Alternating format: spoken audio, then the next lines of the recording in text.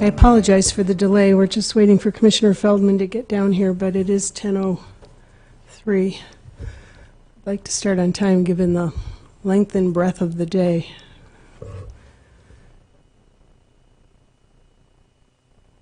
You okay? Okay.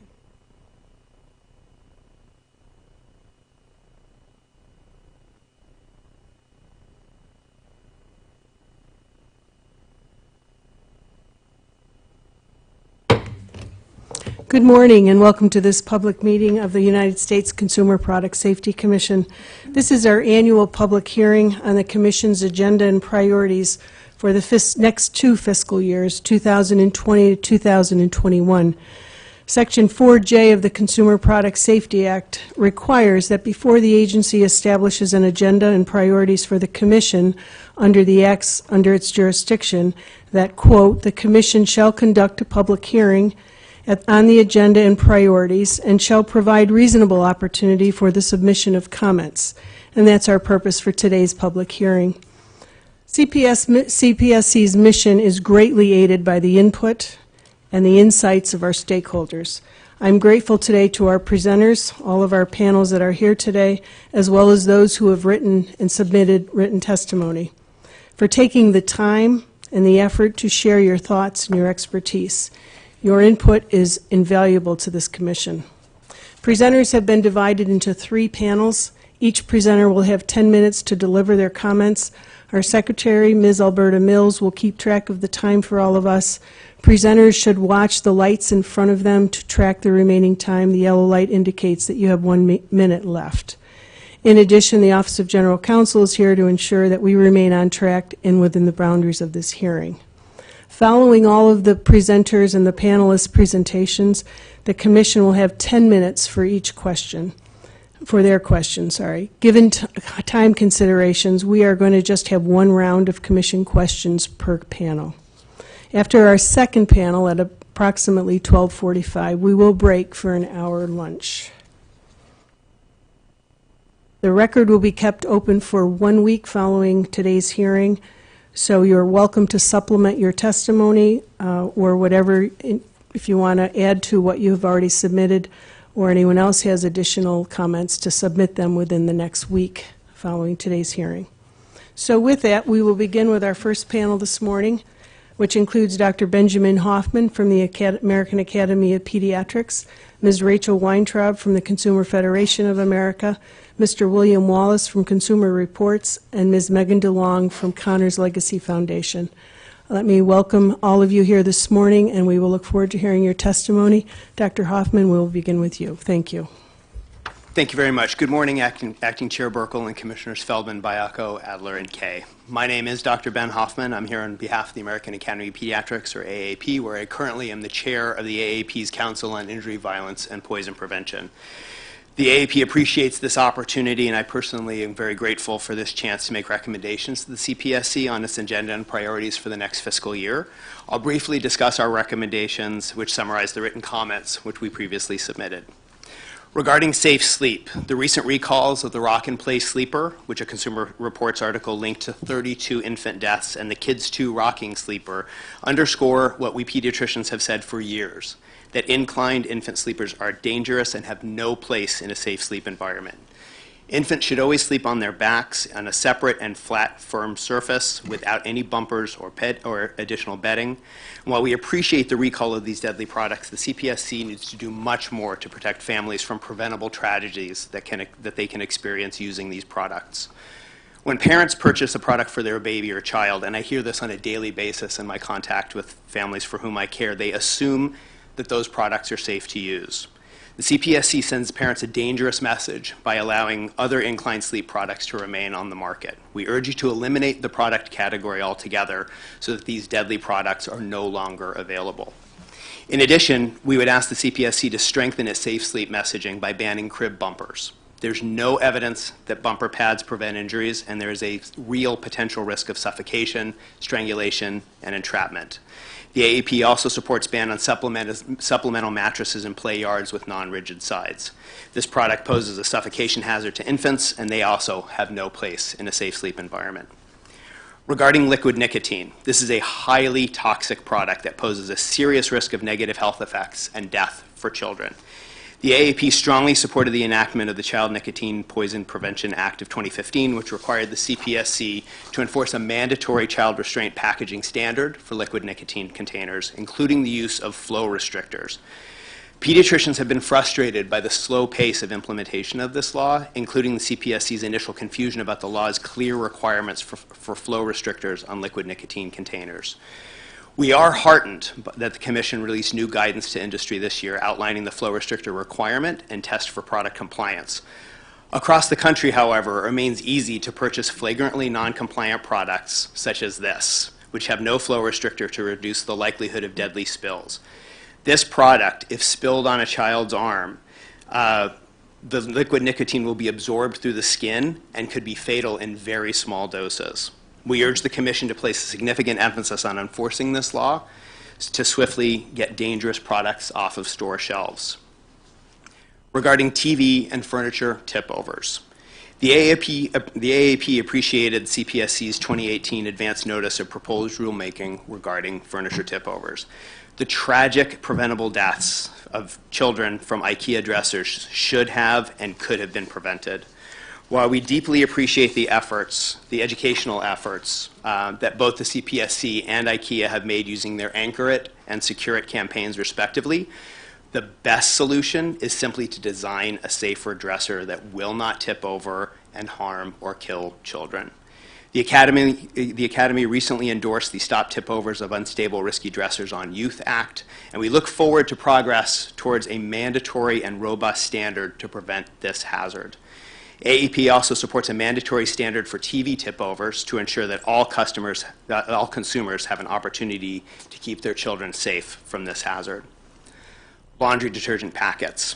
These are uniquely hazardous to children, as you're well aware, and child exposures to them continue at an alarming rate.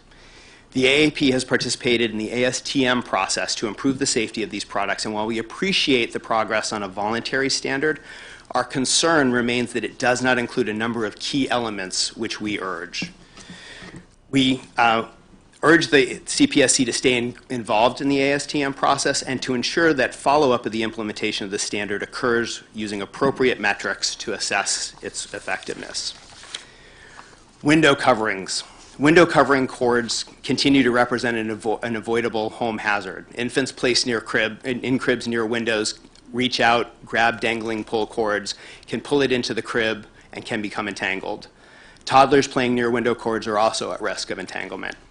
The AAP was very glad to see previous progress on a voluntary standard recommending cordless window coverings for all stock products. However, we urge the CPSC to apply this safety standard to custom blinds as well, and to make this voluntary standard a mandatory one to ensure that all children are protected. Drowning remains the leading cause of death for children ages 1 to 4 and the second leading cause of death among teens. Recognizing the serious threat of drowning and pediatricians' role in educating families to prevent it, earlier this year we released an updated policy statement on the prevention of drowning and new resources for parents, caregivers, and others on drowning prevention. The AAP has promoted the CPSC's pool safety materials along with other educational references as part of these efforts, and we would welcome opportunities to continue to work together to further reduce the child fatality toll of drowning. Infant walkers. These have been a source of concern among pediatricians for a number of years. They can lead to serious injuries from falls downstairs and gaining access to objects that would otherwise be out of reach.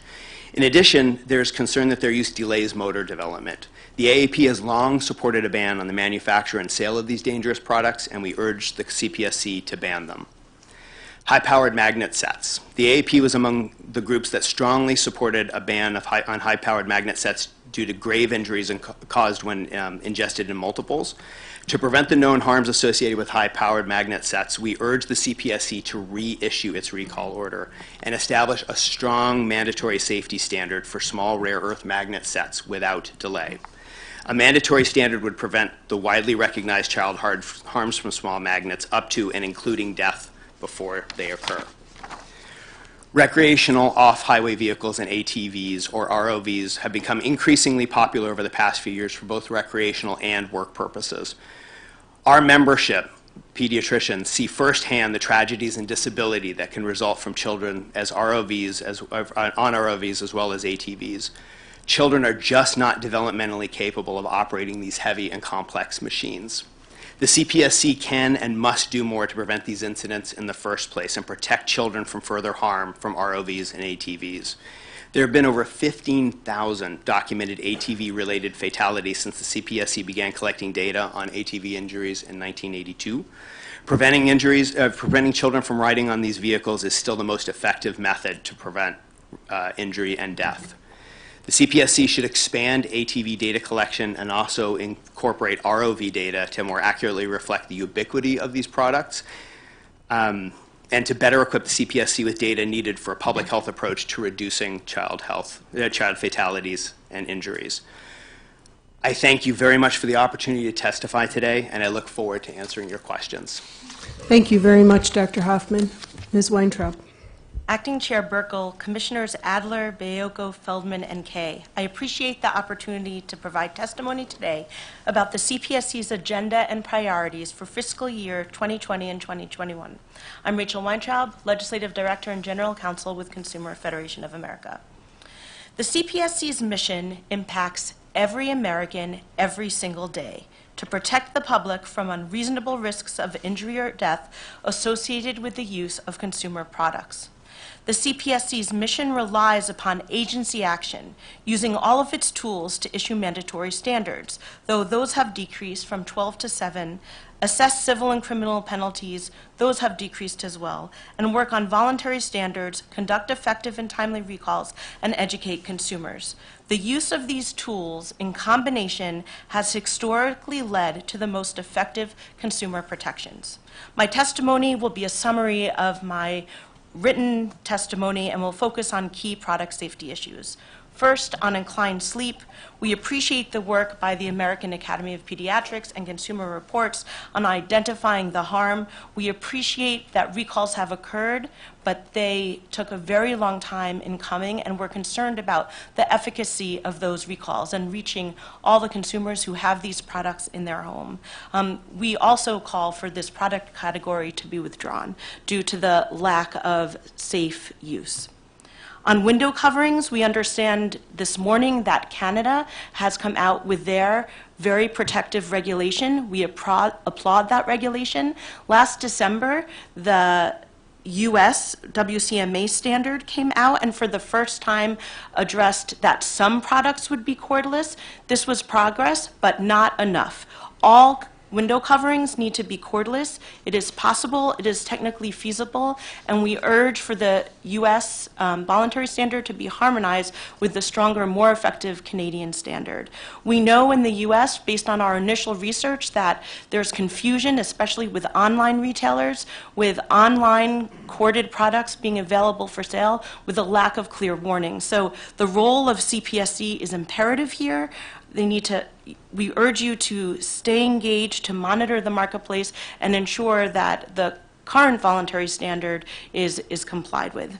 On flame retardants in consumer products and crumb rubber, we appreciate that the CPSC has voted to move forward on our petition, urging the CPSC to adopt mandatory standards to protect consumers from the health hazards caused by the use of some organohalogen flame retardants. We applaud the convening of the CHAP and urge the Commission to take significant steps to reduce the risks posed by these chemicals. On crumb rubber, the Commission must prioritize its research and complete its work on the safety of this surfacing.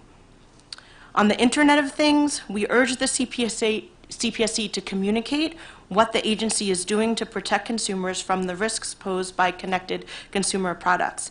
At last year's May hearing, CFA identified product risks and recommended that such risks posed by connected products be addressed in the design of the products. While mandatory standards are preferable, CFA, CPSC, and many others are involved in voluntary standard activities. We urge the Commission to create an interagency working group with the FTC, NIST, and other relevant agencies with clear goals and deadlines. While we understand that some interagency communications are occurring and Commissioner Kay released a white paper, we need more clarity. and enforcement actions are necessary to protect consumers. We know of reports that an electronic scooter's Bluetooth module was hacked and that the hacker was able to control the braking and acceleration of the scooter. The CPSC must take enforcement action to protect consumers. On liquid nicotine, the Child Nicotine Poison Prevention Act became law in January of 2016. This is an incredibly important law that the CPSC has the authority to ensure that the packaging of liquid nicotine complies with the Poison Prevention Act. But we know that there's product on the market that don't comply, and we urge immediate enforcement actions. On electric scooters, similarly, the growth of them and the associated injuries is profound. We urge the agency to release data, publicly educate consumers, take action to investigate and track these incidents to ultimately reduce them and protect consumers. On high-powered magnet sets, we were alarmed by the U.S. Court of Appeals for the 10th Circuit's decision that struck down the CPSC's magnet rule that we supported very strongly. Already, more rare earth magnets are entering the market, creating hidden hazards that could severely kill or injure consumers, specifically children who swallow more than one of them. We urge that the Commission immediately promulgate a strong mandatory standard to protect children from the harms posed by these products and carefully monitor the marketplace and incidents. On furniture tip-overs, according to your agency's data, every 2 weeks, a child dies as a result of a piece of furniture, appliance, or television falling on him or her. Further, each year, more than 38,000 children are injured as a result of these pieces of furniture tipping over. The ASTM standard for furniture must be strengthened. The CPSC must move expeditiously on its research and on an effective mandatory standard. We support legislation such as the Sturdy Act to require the CPSC to promulgate a strong mandatory standard that will reflect real-world use and make furniture stable from the beginning, from its design, and prevent tip-overs. On laundry packets, while the voluntary standard addresses the packaging, container of the packets, the burst strength, and the flavor, and includes warning labels, the standard should also require child-resistant packaging for all packages, individually wrapped packets, address the design and color of the packets, address the composition of the packets themselves, and ensure that the warning labels properly inform of the risk. We further urge the CPSC to carefully monitor the incident data and ensure that incidents are decreasing. On recreational off-highway vehicles, the CPSC staff is aware of 335 deaths and 506 injuries related to ROV crashes from 2003 to 2013, but that data is already 6 years old. CFA and its partners, due to this lag, have documented 652 ROV fatalities between 2013 and 2019. We've documented 17 deaths in 2019 alone and 150 fatalities in 2018, the highest recorded annual fatality count that we have ever documented in a year. These numbers are likely underestimates and will likely grow as we gather more information. We are concerned about the increasing number of ROV-related fatalities, the increasing number of ROV recalls, and that more effective action is not being taken for known fire hazards caused by ROVs. The voluntary standard for these vehicles must be reevaluated to address the fire hazard, and we urge the CPSC to issue injury and fatality statistics for ROVs every single year. This data is critical to reducing risks posed by these vehicles. On all-terrain vehicles, CPSC has documented a dire statistic that more than 15,000 ATV-related fatalities occurred between 1982 and 2017. The CPSC must prioritize the issue of ATV safety. We urge the CPSC to complete the ATV rulemaking, which should analyze the hazards posed to children, the adequacy of ATV safety training and training materials, and efforts to ensure that children are not riding inappropriate ATVs. And we urge the Commission to be a strong voice in opposing the operation of OHVs on roads and to improve ATV death data by including how many deaths occur on private versus public roads and reduce the significant time lags in releasing ATV death and injury data. On Section 6B of the Consumer Product Safety Act, Section 6B is one of the most anti-consumer, anti-transparency provisions of existing law. The impact of this provision is vast. It limits the ability of the Commission to communicate critical information to the public. It means that too often consumers are unwittingly using products that the CPSC and manufacturers know pose safety hazards. The reach is so vast it impacts the ability of CPSC's research on lead kits in 2007, on furniture stability in 2016. The CPSC identified problems but could not give specific information, naming names, communicating information about specific products on the market that don't meet safety standards. On recall effectiveness, the vast majority of consumers who own a recalled product never find out about the recall. We urge the CPSC to prioritize this issue and to think about this issue as recalls are announced and negotiated. On safer products, we urge the Commission to announce what they're doing to improve the plan. We appreciated the opportunity to discuss this issue with you, and we look forward to working with you on all of these issues, including CPSIA implementation, and other issues in the coming years. Thank you very much for your consideration. Thank you very much. Mr. Wallace. Thank you very much to the Commission. On behalf of Consumer Reports, the independent nonprofit member organization, thank you very much for the opportunity to testify today about the CPSC's agenda and priorities. It's a core part of CR's purpose to identify marketplace hazards and to seek to improve product safety. We assess safety risks, we investigate their impact on consumers, and we inform the CPSC and the public about them, all on a data-driven basis. We push for safety standards to protect consumers from the risk of injury, including both mandatory and voluntary standards, and those voluntary standards should be reached through an open, balanced, and consensus-driven process. We support and defend the critical role of the CPSC, and not just for the sake of consumer safety, but also for a fairer marketplace, where cutting corners on safety doesn't pay. Day in and day out, and often behind the scenes, the people of the CPSC work to protect consumers. They do so from hazards in thousands of different product types.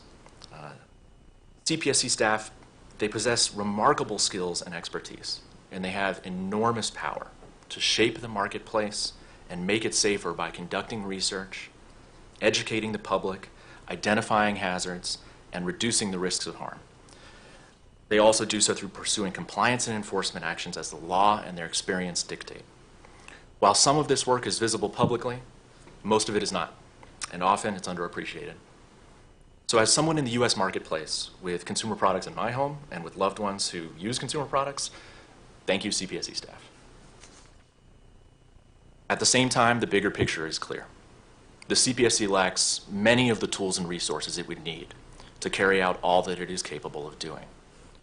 We have said previously, and we have communicated to Congress, that the CPSC should receive far greater funding and staff to implement more robust programs to prevent consumer harm. We're glad the chairman and other commissioners are making the same case, because right now the agency is not currently resourced at a level reflecting that product safety truly is a federal priority. Nevertheless, given its indispensable public health and safety mission, the CPSC must make effective use of the tools it does have. To us, this means commission members and agency staff should, first, advocate vocally for stronger safety protections and communicate key safety messages clearly and frequently. Second, set a high bar for industry safety culture, proactive safety measures, and responses to safety issues. Third, push voluntary standard-setting groups to address, expeditiously and completely, known hazards and gaps in protection that leave people at risk. And fourth, retain the credible use of mandatory standards, legal action to force compliance, and civil penalties at a level that serves as a deterrent. Those are the basics. This is not to say these activities are easy. They often are not. But in large part, they form the foundation of the CPSC's work. Today, we urge the Commission to always build on that foundation and go beyond the basics. We urge the Commission to focus on actions to protect the public against unreasonable risks of injury associated with consumer products. The CPSC should push publicly and privately for companies and industry organizations to take actions they may not want to undertake. The agency repeatedly and consistently should urge companies and industry associations to reach the high bar it sets for safety and require them to do so when they do not act on their own. The agency should ensure recalls happen as quickly and as completely as possible and are as easy as possible for consumers to participate in. The agency should increase public availability of what has been agreed to under a corrective action plan and routinely post monthly corrective action plan reports on cpsc.gov. It should hold companies accountable when they don't live up to their obligations under a recall or are ineffective at getting unsafe products off the market and out of homes. And the agency should set mandatory requirements when companies do not act voluntarily to set sufficiently strong standards. Now, turning to just a handful of specific matters, and in keeping with the overarching recommendations that we make, we urge the CPSC to prioritize several hazards that consumers can and do encounter around the home that are hidden or that may be unknown or poorly understood while still posing a substantial risk. CR is continuing its investigation into the dangers of furniture tip-over incidents to young children. The terrible toll on children has become a call to action for us. And over the past 2 years, CR has conducted extensive research, analysis of incident and injury data, and comparative testing of a cross-section of the marketplace to determine whether a given model is more or less likely to tip over relative to other models. Based on our investigation, the industry's voluntary standard leaves too many children at risk. Our testing has demonstrated that it is feasible for dressers at all price points to pass a more rigorous test, and our analysis of the injury and fatality data shows why it is necessary for furniture manufacturers to meet a stronger standard. While it is essential, where possible, to help avoid tip-over incidents by securing dressers to walls, we recognize that anchoring furniture is not always an option for tenants or those not handy with tools. Fundamentally, it is the industry's responsibility to ensure safer, more stable dressers, as safety should not rely on consumer skill at anchoring a dresser to a wall. As a result, CR, in proud partnership with all of the parents who are painstakingly turning their tragedies into progress towards safer dressers, is calling on the CPSC to set a strong mandatory safety standard, which, among other things, would allow the agency to enforce the rules and more easily gain industry cooperation for recalls. We appreciate the Commission's recent move to include in the agency's budget request its plans for CPSC staff to complete an NPR briefing package addressing furniture tip-overs during FY 2020. We also were pleased to hear Commissioners' comments at the March 13th CPSC meeting regarding the seriousness of CSU tip-over hazard and the broad recognition by the Commission that the furniture industry is not taking fast enough or strong enough action to improve the voluntary standard for CSU stability. However, recognizing that developing Section 7 and 9 mandatory standards can take several years, CR also continues to urge furniture companies to take immediate action, and we urge you to do the same. We are pushing for the voluntary industry standard overseen by ASTM International to protect more children and cover more dressers. It is of the utmost importance for commissioners and CPSC staff to actively support and encourage members of the furniture industry to back these improvements to the voluntary standard. We thank you if you have done so or if you are doing so. Separately, to help ensure the fastest possible implementation of a stronger standard, we're also supporting passage of the Sturdy Act to help prevent avoidable tip-over tragedies. On the compliance and enforcement side, Chairman Burkle announced on February 27th that the CPSC will now consider dressers defective if they are within the scope of the current voluntary standard ASTM F2057-17, but fail to meet its provisions, and will investigate and seek corrective action as appropriate. As we have said previously, it's an open secret that there are dressers on the market that don't stay upright when put through basic testing. And yet there was not a single recall in 2018 for an unstable dresser. We expected recalls of dangerous dressers to occur shortly following this announcement, and we are concerned that did not happen. It is the job of the CPSC and manufacturers to keep all dangerous dressers off the market and out of homes, and accordingly we urge the CPSC to redouble its efforts to secure recalls and take appropriate enforcement action related to both those dressers that do not meet the current F2057 standard, as well as the IKEA 8-drawer hemness dresser, which is tied to the death of Connor DeLong and yet has not been recalled. In addition, CR periodically tests and rates generators, including portable generators, and we're exploring potential tests to account for portable generators' carbon monoxide emissions. We also promote safety by helping consumers use these products safely, including in stories published on CR.org. We appreciate the extensive and ongoing work by the CPSC and CPSC staff to examine the risk of carbon monoxide poisoning. As the incident data make tragically clear, though, education and warning labels are not enough, and performance requirements are needed. Ultimately, there should be a standard that applies across the marketplace that makes it easier to recall non-compliant products and more effectively protect consumers. We support the CPSC's ongoing research to evaluate the effectiveness of the two voluntary standards. We urge it to continue and to be finalized on an independent basis. With respect to the products commonly known as inclined sleepers, while it was long overdue, we are pleased that Fisher-Price and Kids 2 have recalled their inclined sleep products. This action followed calls for a recall by several safety advocacy groups, including CR, as well as the AAP. We urge all consumers with these products to immediately stop using them. In addition, Fisher-Price and Mattel and Kids 2 misled parents and caregivers by marketing the products as safe for sleep, and they owe it to their customers to give them full refunds rather than partial refunds or company vouchers. That should be the case regardless of how long ago the product was bought. We urge the Commission to push the companies to provide the companies with these full refunds.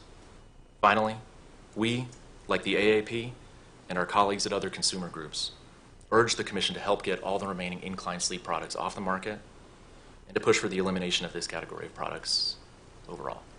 Thank you. Thank you very much, Mr. Wallace. Ms. DeLong. Morning, Commission. Thank you for allowing me to speak today. My name is Megan DeLong. I'm an educator, a speech therapist, a child development specialist, a graduate student in social work, and more importantly, the founder and president of Connor's Legacy Foundation. I'm here today to speak with you representing Connor's Legacy Foundation as well as Parents Against Tip-Overs. I'd like to take a moment to thank you for this opportunity to address all of you today regarding the epidemic of furniture tip-overs. I'm the mother of two children, Connor and Caleb, whom I adopted through the Department of Children and Families in 2016 and 2017. On Mother's Day, May 14, 2017, just 4 days after my second son's adoption was finalized, my family was changed forever when my 2-year-old son, Connor, tipped his dresser over and subsequently died the next evening as a result of his injuries. I did everything that I knew as a parent, as a professional, to make my home safe, but I did not know about anchoring furniture.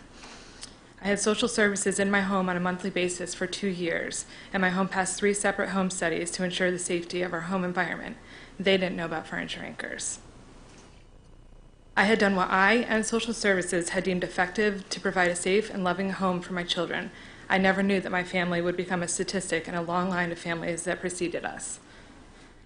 In enduring this tragedy, I have become not only aware, but an expert in what could have been done or what circumstances may have saved my son's life that day.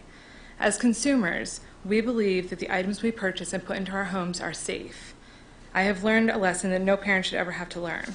I have learned that there is no such thing as a mandatory safety standard for furniture, and that the clothing storage unit that killed my son meets the inadequate voluntary standards that have been developed by ASTM. The statistics that surround furniture tip-overs are astounding. According to the data collected by the CPSC, a furniture tip-over happens every 17 minutes. An average of 15,600 emergency room visits are due to furniture tip-overs, and 1 child dies every 10 days. Between 2000 and 2017, 542 fatalities have been reported. 80% of those, which is 450 of those fatalities, are children. Charles Zastrow states that a social problem exists when an influential group asserts that a certain social condition affecting a large number of people is a problem that can be remedied by collective action. This is not only a social problem, but it's a social epidemic.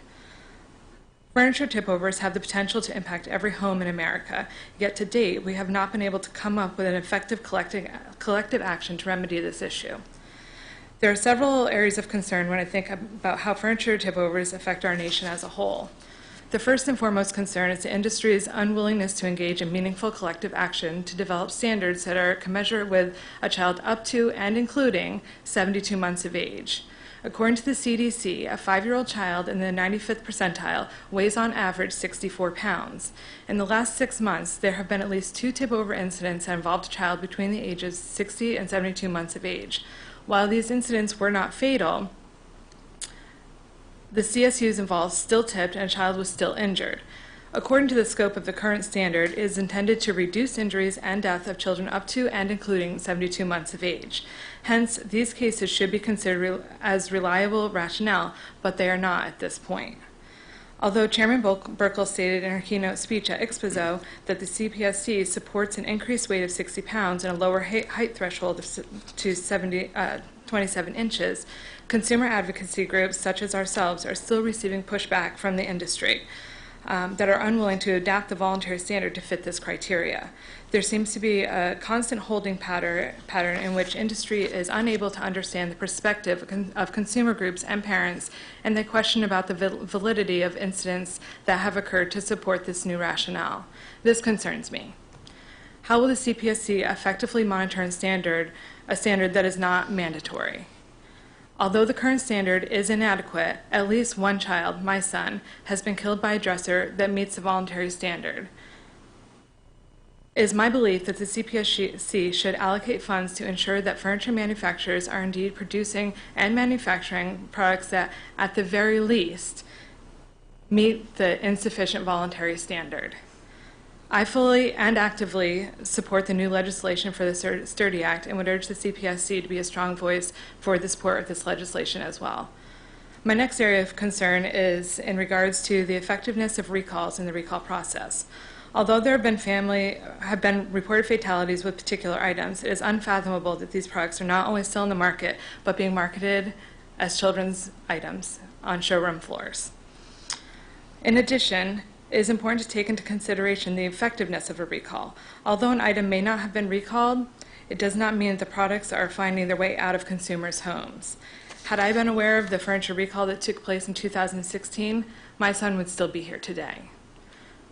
As an early childhood development specialist and a parent that spent 2 years with social services in my home on a monthly basis, I was unaware of the recall. If I was unaware, how many other Americans were? We need to improve the scope of how we're informing consumers of the dangerous products, and this includes promoting saferproducts.gov in a more effective manner. I'm aware and understand that 6B has tied the CPSC's hands when it comes to recalling dangerous products, which is why I feel that it is imperative that funding is used to repeal 6B in an effort to keep our children safe. Our organizations are happy to be community leaders for the Anchor It campaign. However, since its establishment in 2015, there have been more injuries and fatalities that have occurred, and the information that is available is not fully reflective of these new statistics.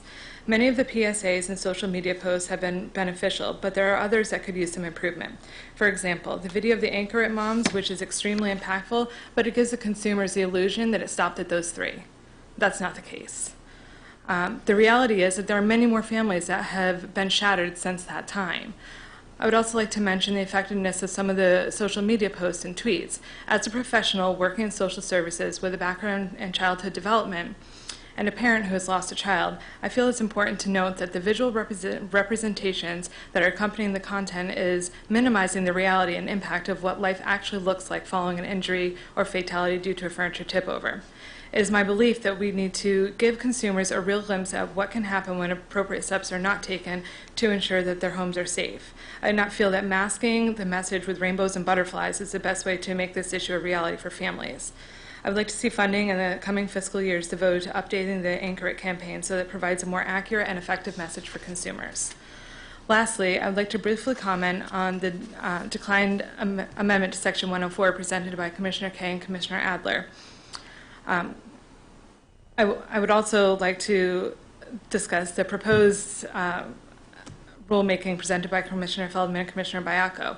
I understand the reasoning for negative votes to amend Section 104, as this is not a universal change that would affect all CSUs, but it would at least force the industry to adhere to a standard and thus protect some children. I am encouraged, however, by the proposed action by Commissioner Feldman and Commissioner Baiocco to move the issue of furniture tip-overs to an NPR in the coming fiscal years. After having a phone conversation with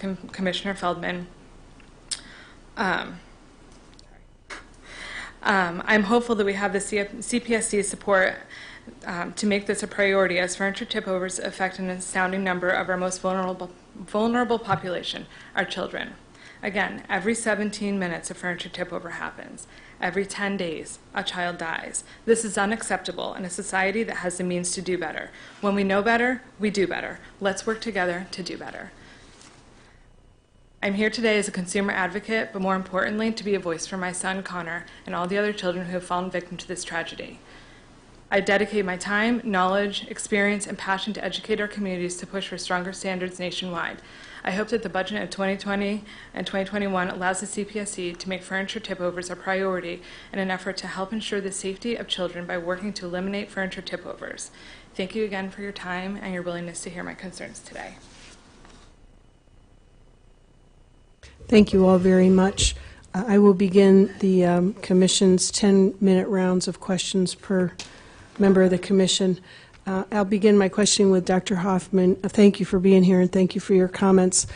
As you may know, we have a monthly call with AAP, and we're constantly striving to find ways in which we can partner with AAP, because we certainly understand your access to young families. Someone needs to move.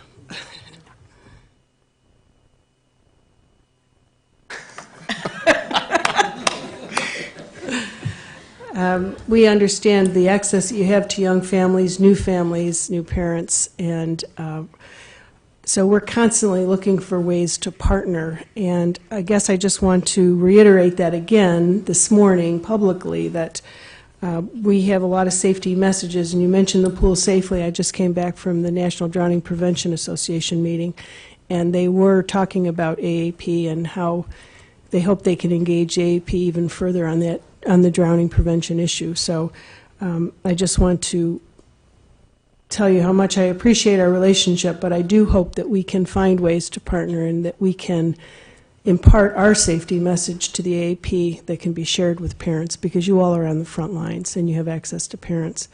I do want to comment and ask a question about the inclined sleepers, because that is something the agency has made a big priority. And we have many different aspects going on regarding this issue, as one of you mentioned, that we're not free to talk about. But I do want to ask a question, because there has been some clarity, some issues about the clarity and the use of inclined sleepers. Oftentimes, as we've talked to parents, they say, well, my pediatrician told me to use this device for gastric reflux or pyloric stenosis or some other issue. Has that been clarified within the agency? Because I think the message needs to, within your organization, because we need to clarify that message. Chair Burkle, thank you for that question, and I want to reiterate as well that the Academy appreciates the monthly calls and the opportunity to collaborate, because we recognize that this is not something that can be done, easily at all, and that developing broad coalitions to impact and child health and do good things for kids is imperative. Regarding the issue of the inclined sleepers, the Academy has been very clear in its policy around what safe sleep looks like. There are always going to be people who have different opinions. I think the science is very clear from both the North American Society for Pediatric Hepatology, Gastroenterology, and Nutrition, and the primary scientific literature on reflux for kids, that actually sleeping at that incline, that sleeping at an incline is inherently worse for reflux. There are, however, still a number of providers who have differing beliefs. We work very hard to ensure that our membership are practicing within the best, with the best available evidence, and we will continue to do so. And we would appreciate the opportunity to collaborate further with the Commission as well as partners across the community to help that message get out there. Thank you very much. I appreciate that. Ms. Weintraub and also Dr. Hoffman, you mentioned laundry packets and your concern with regards to measuring data. Can you elaborate a little bit on that? My understanding is the voluntary standard process has been successful in pushing some, in getting to a point where we have seen a decrease, but what are your specific concerns with regards to measuring the data and making sure we are making progress? Sure. Well, first, there are vastly too many incidents still that occur from exposures to laundry packets, and we want those numbers to go down significantly. There are different ways to measure success, and we want the numbers of exposures themselves not over some rate based on the number of packets out there. The AAP has been a leader in reaffirming that the public health methodology for determining success in eliminating whether it's a disease or a product safety risk is by that actual number of exposures. And while those numbers are going down slightly to some degree, we want those numbers to go down much more, to go down at a greater rate. Thank you. Is there anything that within the voluntary standards, and either one of you can comment on this, that you think should be, in addition to counting and the way we count or the way it's being counted, rate versus actual numbers, is there anything else? You mentioned the formula. What kinds of other things are being discussed in the voluntary standards? So there are issues that CFA, CRA, Kids in Danger, and others have brought up throughout the process that are not currently on the table, but that we hope will be considered as the process continues. That is looking at, as you mentioned, the chemical ingredients of the packets themselves, but also at what makes the packets of appeal and of interest, the color, the texture, etc. Also, if the packets are individually covered, so that cannot be seen, that's another example. So looking at the full range of tools at our disposal to see if those things would not only eliminate the exposure, but when there are exposures, eliminate the consequences of that exposure. Thank you very much. Ms. DeLong, first of all, let me say thank you for being here and for all of your advocacy on behalf of Connor. There is no greater tragedy than the loss of a child, so thank you very much for being here and for your courage to take up Connor's legacy in this very productive way to help other families and parents avoid such a tragedy as you've encountered. You mentioned, and we've talked about this in our PATS meeting as well, you talked about when you prepared your house because you knew you were going to have young children. How can we get the tip-over message to be ingrained with? What would have helped your situation to help you raise awareness? What piece is missing here? When you think about a family that has children, as most families are, working families, when I came home every day, I didn't turn on the news. As most families do, while you're preparing dinner and you have young children, Disney Junior goes on your television. So having those messages somewhere, and things that you do, maybe more prevalence on the radio.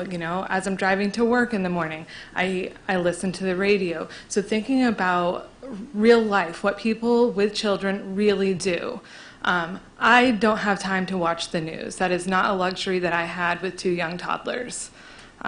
So whatever was being done with the Secure and Anchor It campaign, I didn't know about it until Connor had already died.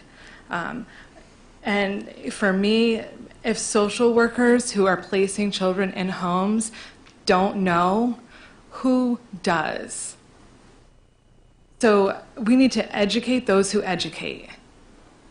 And if we can't get those people to reach our general consumers who wouldn't typically get that information, as I said, I work with social services. Those families are families that didn't have even the information that I had given my profession. So who's going to reach them? What is the community outreach that we can do to really push this forward? But what we're doing isn't enough. And as I said, the social media campaigns, I see something with a unicorn and a rainbow, I keep on scrolling. It has no relevance to me. But people seeing the real life of what actually happens, As I said in a Safe Kids presentation I did, we need to scare the pants off of people. Because if people aren't scared of the actual reality, if they think it can't happen to them, they're not going to do anything. So we need to reach those people and reach them in a real way, that this is a real child, that this really happened to in your community. And if we can't do that, most importantly, anchoring it is important. Making safe furniture that doesn't tip over is important, but we have to educate people in the most effective way, and really finding ways to educate people who educate other people will be something that I think will reach a lot of people. Thank you very much. And I will say my time is just about up, but I did publicly express and privately express to Congresswoman Schakowsky support for the Sturdy Act. We offered technical assistance from this agency to that office, and look forward to seeing some legislation that could possibly address this issue, and then provide, I think, a level playing field as well as a common statute for the industry and for consumers as well. So thank you all very much for being here, and I'll call on Commissioner Adler. Thank you very much, Madam Chairman. I want to thank all of the people who've given testimony. So, Dr. Hoffman, I would like to come back to crib bumpers just for a second, if I might, because I just saw a headline, which I tried to print out the article I got was the headline, but it says, "Are crib bumpers safe? Experts say not even those breathable mesh ones should be used." And as you know, that's one of the issues that's under consideration at the Commission. We're moving forward on addressing the hazards of crib bumpers, and one of the issues that has popped up time and time again is whether the mesh crib bumpers provide a measure of safety such that if we were to take the step of banning them, that maybe those should be allowed on the market. And I'm wondering if you have any additional information you could share with us about the hazards of the mesh crib bumpers. Yeah, thank you for that question, Commissioner Adler. I think we need, to be honest, we need more data. And I would approach it from the standpoint that the absence of data does not assume efficacy and safety. I firmly believe that since the new crib standard was put into place, that the need for bumpers has been essentially eliminated. I think that it is a product that continues to be sold because of a belief and a concern from parents that is based on fear and concern, but not borne out in terms of what we actually see. The risk of arm and leg entrapment is minimal, and even if that did occur, any potential injuries, while injuries, I grant you, are easily addressed, we can fix those things.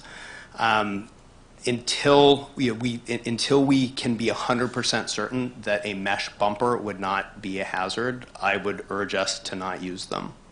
You hit one of my favorite phrases, absence of evidence is not evidence of absence, which I think was Carl Sagan's line, but I'm not sure. I did have one additional question. Last year we heard a lot of concern raised about baby boxes, and honestly in the last year or so I haven't heard that much about baby boxes. Do you have any update to share with us about risks of baby boxes? So I don't have any specific data or information, and part of that is there, again, a lack of data. The programs continue to be rolled out. I hear on a regular basis about hospitals and municipalities that are thinking about rolling out programs. This is another product, I believe 2 years ago I said that they scare me to death. They continue to scare me to death, and until we can demonstrate clearly that they are safe, I would urge us not to use them. There are practical, effective, safe alternatives, and I would go back to the work of Cribs for Kids. At my institution, we can purchase a portable crib that meets all of the appropriate consumer product safety standards for the same cost that we would be able to access a box, and we know how to use that crib correctly. We don't know where you're supposed to put a box. We don't know how long an infant is safe in a box. There are many better alternatives, and I see the boxes, honestly, as a solution to a problem that doesn't exist.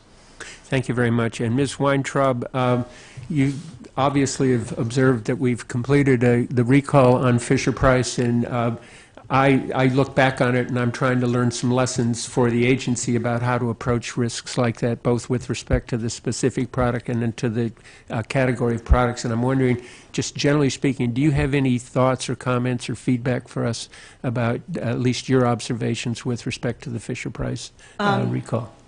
Thank you for that question. I do. I think it took a very long time in coming after 2 warnings. The first warning about a year ago, which was very vague, talked about inclined sleep products that most people don't know what that is. Because of 6B did not name the product, the number of deaths is different than what we know now.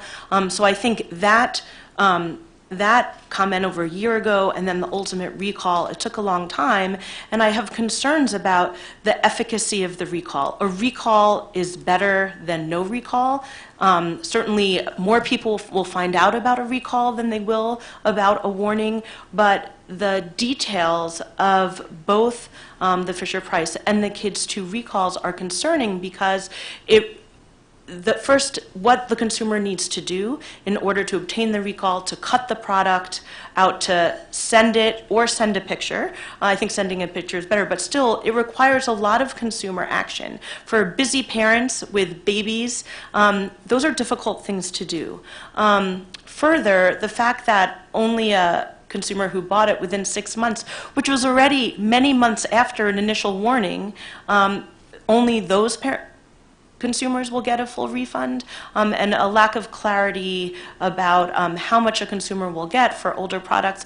I think all of these are not based on the information that we've learned and what marketing experts will tell us about what are essential ingredients for an effective recall, to get these products out of people's home, to make consumers whole, to encourage them to get these products out of their homes, out of contact with their children. So I think we have a lot more to do, and I hope that the agency will rigorously monitor the compliance rates. I hope that this information will be communicated broadly, and I hope that if it seems that the numbers are quite low, that more will be done to increase effectiveness. Thank you very much for that answer. And I did want to come back very quickly to your comments about ATVs. I think there are times when, because ATVs have been around for a while and the fatalities have sort of continued, that people tend to forget just how dangerous these products are. And I know you've been waging I would say lonely crusade, but certainly a crusade to try to convince localities and municipalities and states not to permit ATVs on paved roads. And it is my sense, having tried in my own fashion to assist your efforts, that it's a losing battle. Do you have a sense of where things are with respect to legislation in municipalities, states, localities about ATVs on roads? So this has been a very difficult effort. We appreciate your support. We continue to send letters whenever we hear about a municipality or a county or a town. The efforts are incompatible with even the warning labels on the vehicles, but we do not see vast amounts of success. We also have the hubris to know that a group from Washington, D.C. is not the best messenger in a small town in many places throughout the country. So we're constantly seeking for effective partners in communities to articulate the hazards and to make clear that these are not safe decisions, and these are decisions that will potentially cost the municipality because of the deaths and injuries from these things. So we have a lot more work to do. We continue working on this every day in sending letters, in seeking partners to communicate that these efforts are going in the wrong direction. Thank you very much. Ms. DeLong, I want to, first of all, commend you for your strength of character, your courage in coming forward.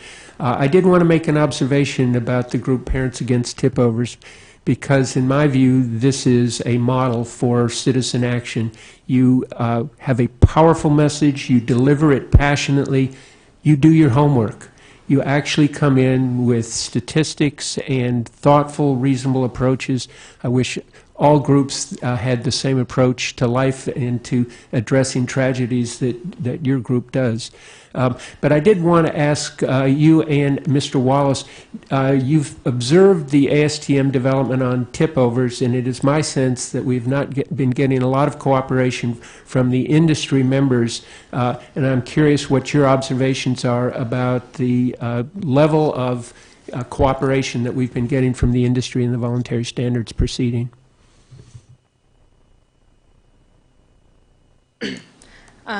So I've been in ASTM meetings and on task group meetings since our last full meeting in November, where it was my understanding that we were going to be working towards task groups that focused on dynamic testing, that focused on the weight issue, the height issue. But once those task groups dispersed, we're finding the industry is backpedaling. They're not, what they're saying, the direction we were going to go is not what's happening in those task groups. Oftentimes, certain members of the task group will meet independently and then bring information back to the actual task group meeting. So not everybody has had a chance to weigh in on those items. And in respect to the most recent call, which was right after Chairman Burkle's keynote speech, there was a lot of pushback. There was, questions as to did this dresser, was there even a dresser that met the voluntary standard? And, oh, it was just one case. I happened to be on that call, and that one case might not be much to them, but it's a lot to me, and it's probably a lot to the next person. So understanding that we have to come together, we have to meet at the table, and I know that everybody wants to. We do not want to hurt children. That is not everybody's goal. But what can we do to create something that is better? And what we're finding is that they're not willing to hear from the consumers the real rationale of how children interact with dressers. They want to argue that the 60-pound weight won't make a difference because it's not how a child uses the furniture. But whose job is it? I'm not an engineer, but we know that the products can be made safe. We know that. So why do we not make a standard that is commensurate with that? And the most redundant argument is up to and including 72 months of age. I apologize. My time's expired, Mr. Wallace. I'm not going to be able to get to you, but thank you so much for that answer. Thank you. Commissioner Kaye. Thank you, Madam Chair, and thank you to the panelists for testifying. Ms. DeLong, I'll pick it back up with you. I wanted to thank you for coming in particular, because obviously these are just such difficult moments, and it takes so much courage, and it really does make a difference for us. And I know that it can sometimes seem discouraging, but today is an example in a different product category of how this work pays off, and I'm referencing what Ms. Weintraub talked about earlier, which I'll come back to her on, which is window coverings. Such a major announcement today by our partner north of the border in Canada to finally address this hazard once and for all. And that would not have happened without a parent, without Linda Kaiser and her efforts almost 2 decades ago beginning this. And so this does work. It just it may not go as you plan, it may not be the result you want in the timeline that you're looking for, but it's necessary to have that kind of advocacy to you and to all the parents. So thank you for sticking with it. We'll continue to do our part. But we do rely, as Commissioner Adler said, on your work in the voluntary standards, too. We really appreciate that. I did want to talk to, and this I can give Mr. Wallace an opportunity to address Commissioner Adler's question, but I wanted to talk about something you mentioned with regard to non-compliant product on the marketplace. Are you aware today, and I recognize that the testing that CR did is not to compliance, it was comparative testing, but my sense of the testing is there's enough that was done that one could deduce compliance or a close proximity of compliance, or at least have a lead as to whether certain units would fail the standard. Are you aware of products today that are currently on the market that you believe, that CR believes, fail the current standard? There are products on the market today that that tip over far too easily, and one could deduce that they may not meet the F2057-17 standard. As you said, our testing is comparative, but we saw some failures that were stark. And has that information been, well, certainly you've published that information. Is there enough that you believe that's publicly available for the agency to follow up on, or do you think further discussions between the two organizations are necessary? I think the agency has plenty to work with from the information that we've published. However, if there's additional information that we may not know would be helpful and we should provide, we absolutely will do so. Got it. Thank you. And one of the areas that was touched on briefly, Ms. DeLong, you mentioned it, what we call 104, the 104 process. And the credit really goes to Commissioner Adler for offering the amendment. I was just his sidekick on this one. In the time that the amendment went down, we've had a chance to delve even further into these issues and the difference between 104 rulemaking and what we call 7 and 9 rulemaking. And I wouldn't give up so easily on the 104 process for this. I recognize that it doesn't cover all the products, but I don't think that was the point. The point, and I don't want to speak for Commissioner Adler, he's spoken very well for himself on this topic, at least my view of the point was to show more quickly that there is a technical solution to this problem. And why it's relevant is if we're proceeding under 104, if the Commission adopted this approach, we would much more quickly demonstrate publicly on a technical basis that this problem could be solved. So while it's all well and good, and it's certainly it is good that we got the rulemaking back on track under 7 and 9, if we proceed under that track versus 104, we are actually delaying the staff releasing publicly its technical conclusions that will show this problem could be solved. And so that is why we found this so alluring, because it would drive the marketplace to change, and it would reduce or eliminate some of the arguments in the voluntary standards process of why this technically could not be done. So I think it's great that we're moving under 7 and 9, but I would not give up on the 104 process. I don't think we're going to give up on the 104 process. I hope my colleagues would reconsider that, and will obviously take that under consideration in a different forum. Ms. Weintraub, obviously window coverings, major announcement today. I would offer congratulations to you, to AAP, to Consumer Reports for all the work you all have done. So is there any reason why the U.S. voluntary standard tomorrow cannot adopt the exact same technical requirement? Are you aware of any hurdle to this? I would say no. I also want to reiterate something that you said that's incredibly important for this and other issues, that behind every single one of the issues that any of us have discussed or have ever worked on, there are courageous, articulate parents who have turned their tragedy into advocacy with one goal in preventing other families from going through what they have done. And it is an incredible honor to work with these families, and they really dedicate everything on every issue that I've mentioned. There are people who have made this choice to advocate. So all of these issues rely on their very strong shoulders. On window blinds, absolutely. The voluntary standard in the U.S. is a partial solution, and even in terms of being a solution, there are concerns that we have. We urge the voluntary standard process to make all products, whether custom or stock, cordless, and we think that the Canadian model is a very good one. We also think that it's necessary for it to be a mandatory standard so that there's clear, unequivocal enforcement authority by the agency to ensure that products on the market meet this standard. And the standard is going forward.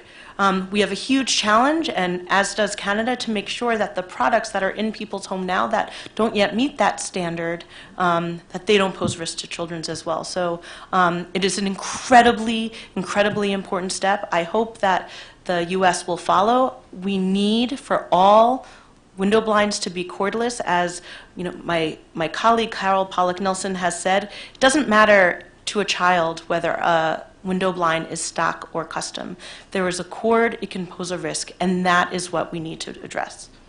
Great, and I assume we can count on your continued participation in the voluntary standard, that of Ms. Pollock Nelson, and all the other advocates, and of course the staff, to make this happen, because I don't see any technical reason why tomorrow they can't just announce the change. They don't even need to meet, as far as I'm concerned. They can just publish a new standard for ballot that mirrors Canada, and the problem would be solved.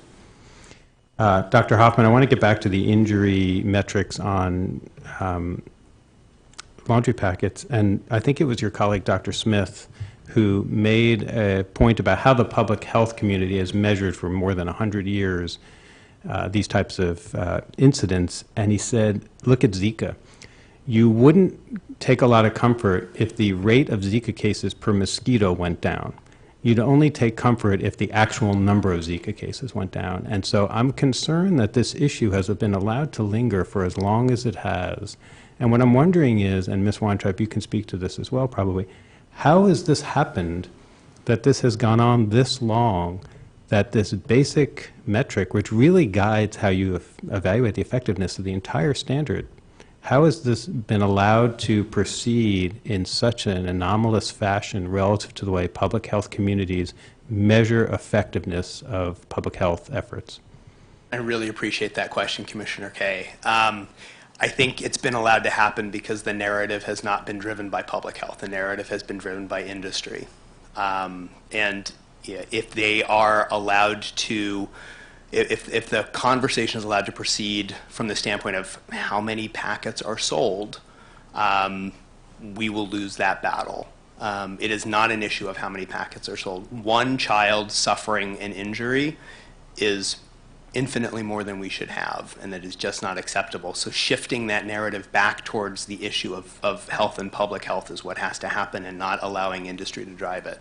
And which, to be clear, that's actually the normal metric and narrative, right? That is not the anomalous situation. This is the anomalous situation. Is that correct? Correct. And it is if if the mosquito lobby was able to get together and drive the conversation, we might we might be in the same place with Zika. Fortunately, they don't. In my remaining time, I wanted to, one, quickly mention I completely agree with the call on inclined sleepers, and right there with you. I think that we made a tremendous mistake in allowing that product category to be created and going down that road, and so we'll continue, or my office and I will continue to do our part on that. Ms. Weintraub, it's just in closing, can you just briefly tell us the status of the ROV voluntary standards process and what you see happening there?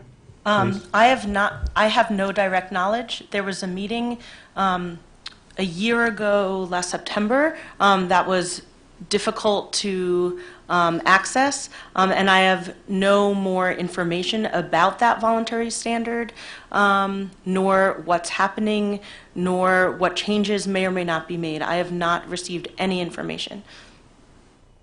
Great. Thank you. Thank you, Madam Chair. Thank you very much, Commissioner Kaye. Commissioner Baiocco. Thank you, and thank you all for being here this morning, especially you, Mrs. DeLong, for your courage in being here, and I'm terribly sorry for the tragedy that you suffered.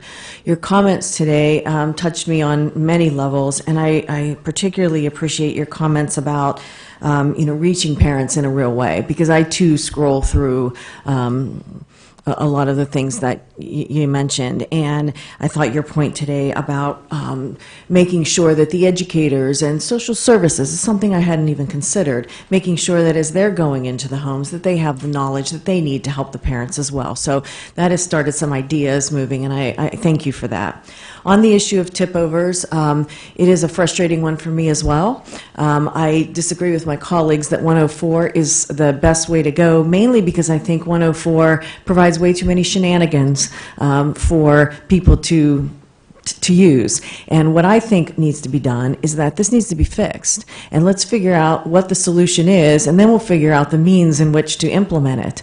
But I am also looking for a way to speed it up and get it done, because no one's going to convince me that a better product cannot be made in this situation. I am looking forward to, you both mentioned, Mr. Wallace and Mrs. DeLong, you both mentioned the Sturdy Act. Have you seen a draft of the act? You have. So I haven't seen a draft of the act, and I'm anxious to take a look at that. I think that's an important movement, as long as the act itself is strong and the draft is strong. Because if we draft legislation that really only addresses part of it or doesn't address it, all the way around, it's going to be yet another obstacle, which I don't want to see happen. So I am looking forward to looking at that, and I do support all of you in your efforts to get this issue resolved. Dr. Hoffman, thank you for your comments on liquid nicotine. I couldn't agree with them more. Just for the record, I wasn't confused on what the law required.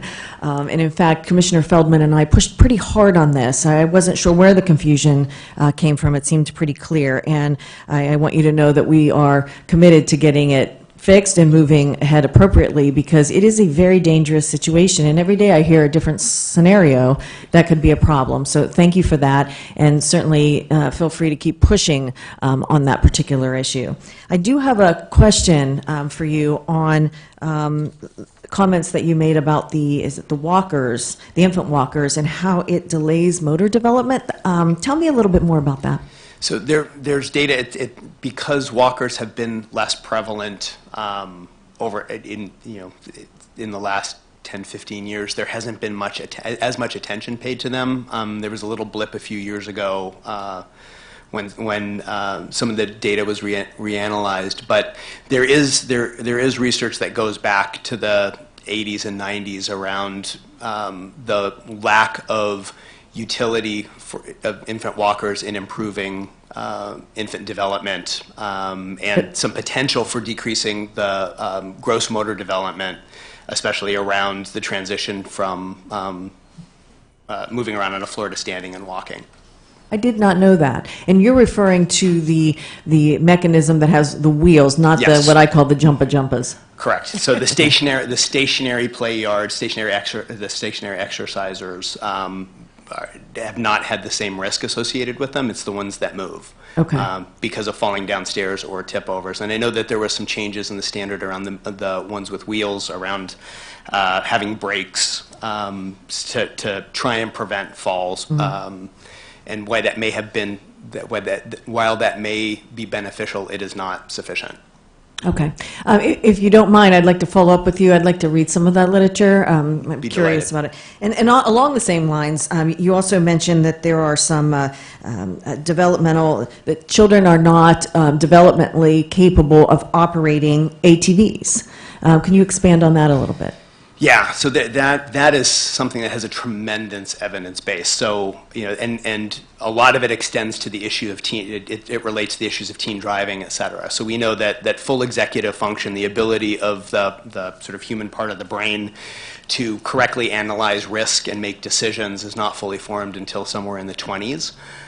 So there are issues of cognitive and cognitive development and judgment that will just not be part of the skill set for an early adolescent or even a late adolescent.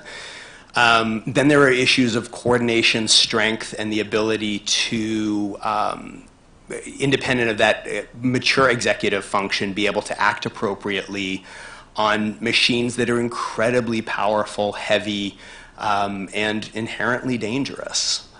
And I would make the jump then to making the decision to operate them on a paved road when they're not supposed to be made.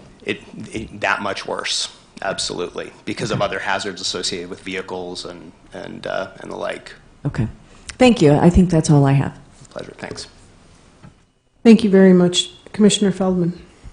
Thank you, and thank you all for being here today. My first question is for Dr. Hoffman. First, I want to thank AAP for all of its advocacy on the liquid nicotine issue. Is it your view that the agency is doing enough to enforce the Child Nicotine Poison Prevention Act? Thank you, Commissioner Feldman, and we want to also thank you for all of your advocacy around liquid nicotine. While I think I know we are grateful for what the Commission has done, I think there could be more. I agree. Thank you. I wanted to push a little bit deeper also and to call on your medical expertise and familiarity with this particular issue. I'm not aware of any child fatalities that are associated with liquid nicotine poison recently. Commissioner, there was a child in Israel recently, within the last month. Okay, I wasn't aware, but Yeah. no domestic fatalities. Not that I am aware of, but our data is only as good as our data. Is it your view that there's a reasonable explanation why we haven't seen fatalities, or has the agency just gotten lucky?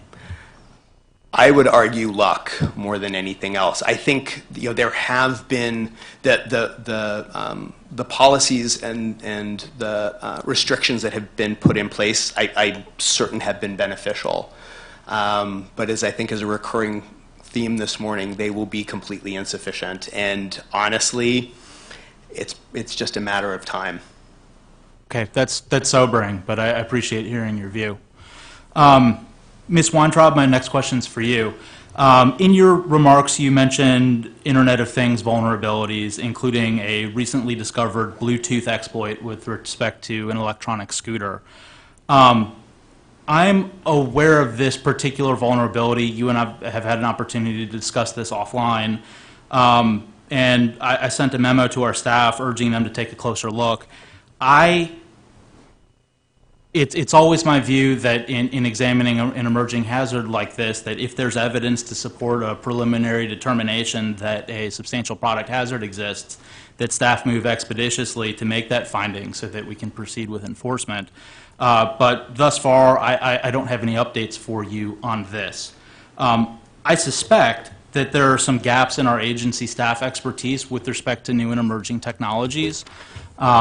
We've actually said as much explicitly in our most recent budget request to Congress.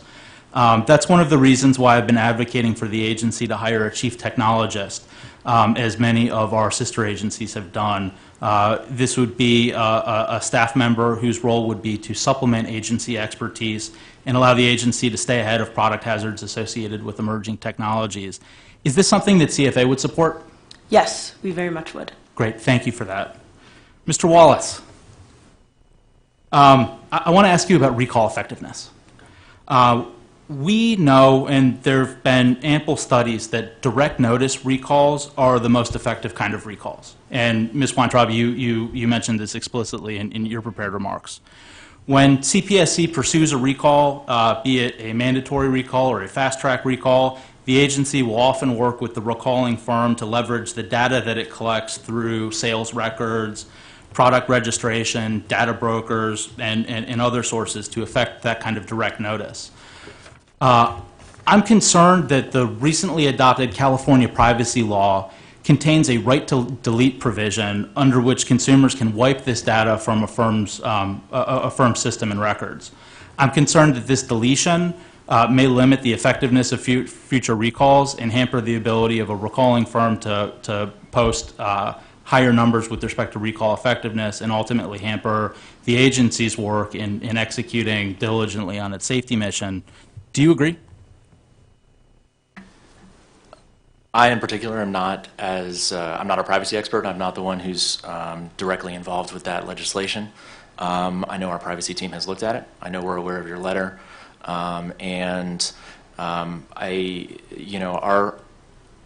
our sense is that the California privacy law does not meaningfully impede the collection of information needed to have effective recalls. Okay. Ms. Weintraub, did you want to jump in?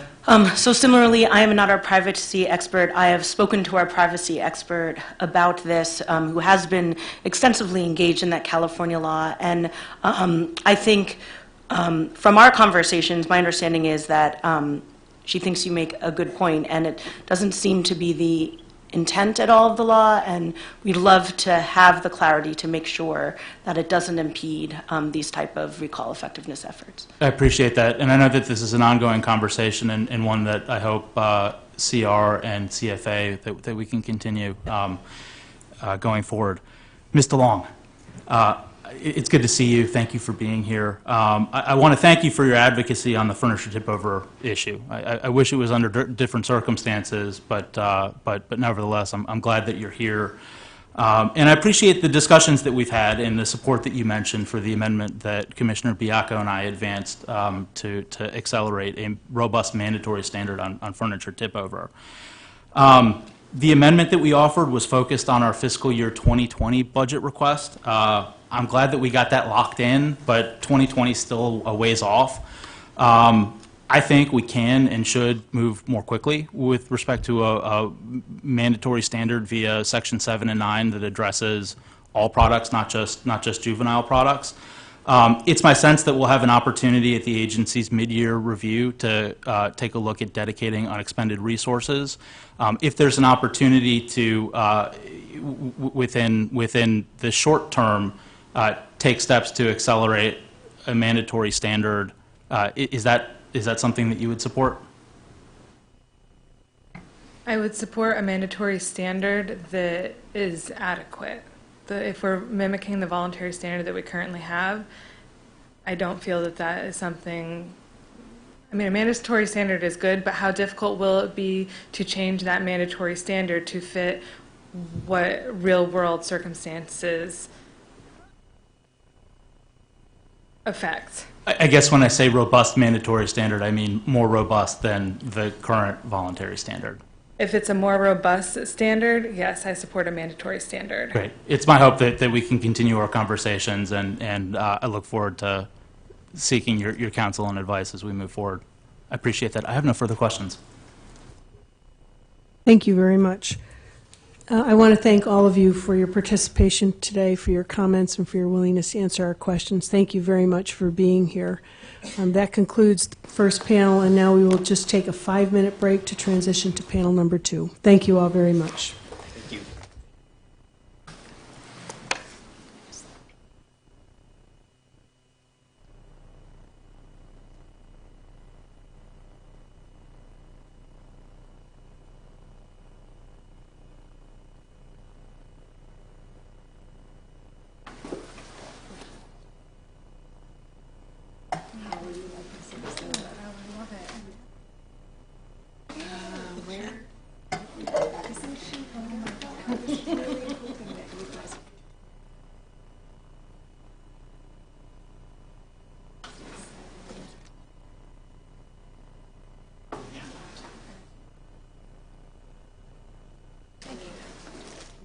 Karen or Corinne? Karen. Yeah. It's right both ways.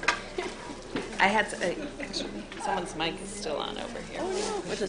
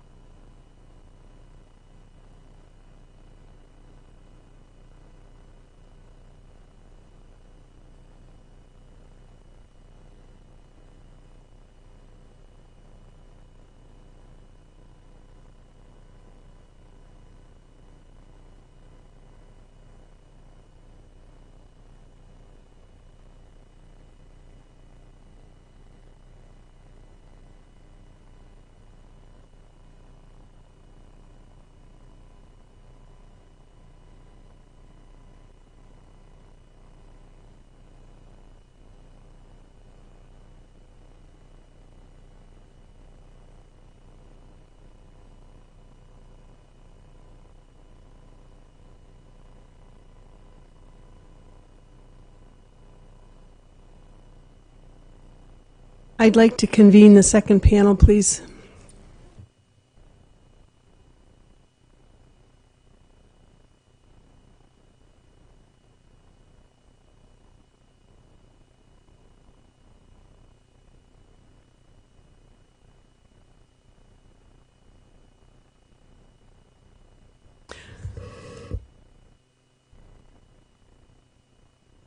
Welcome back, and we will now resume with our second panel, which includes Ms. Karen, and please say that again for us.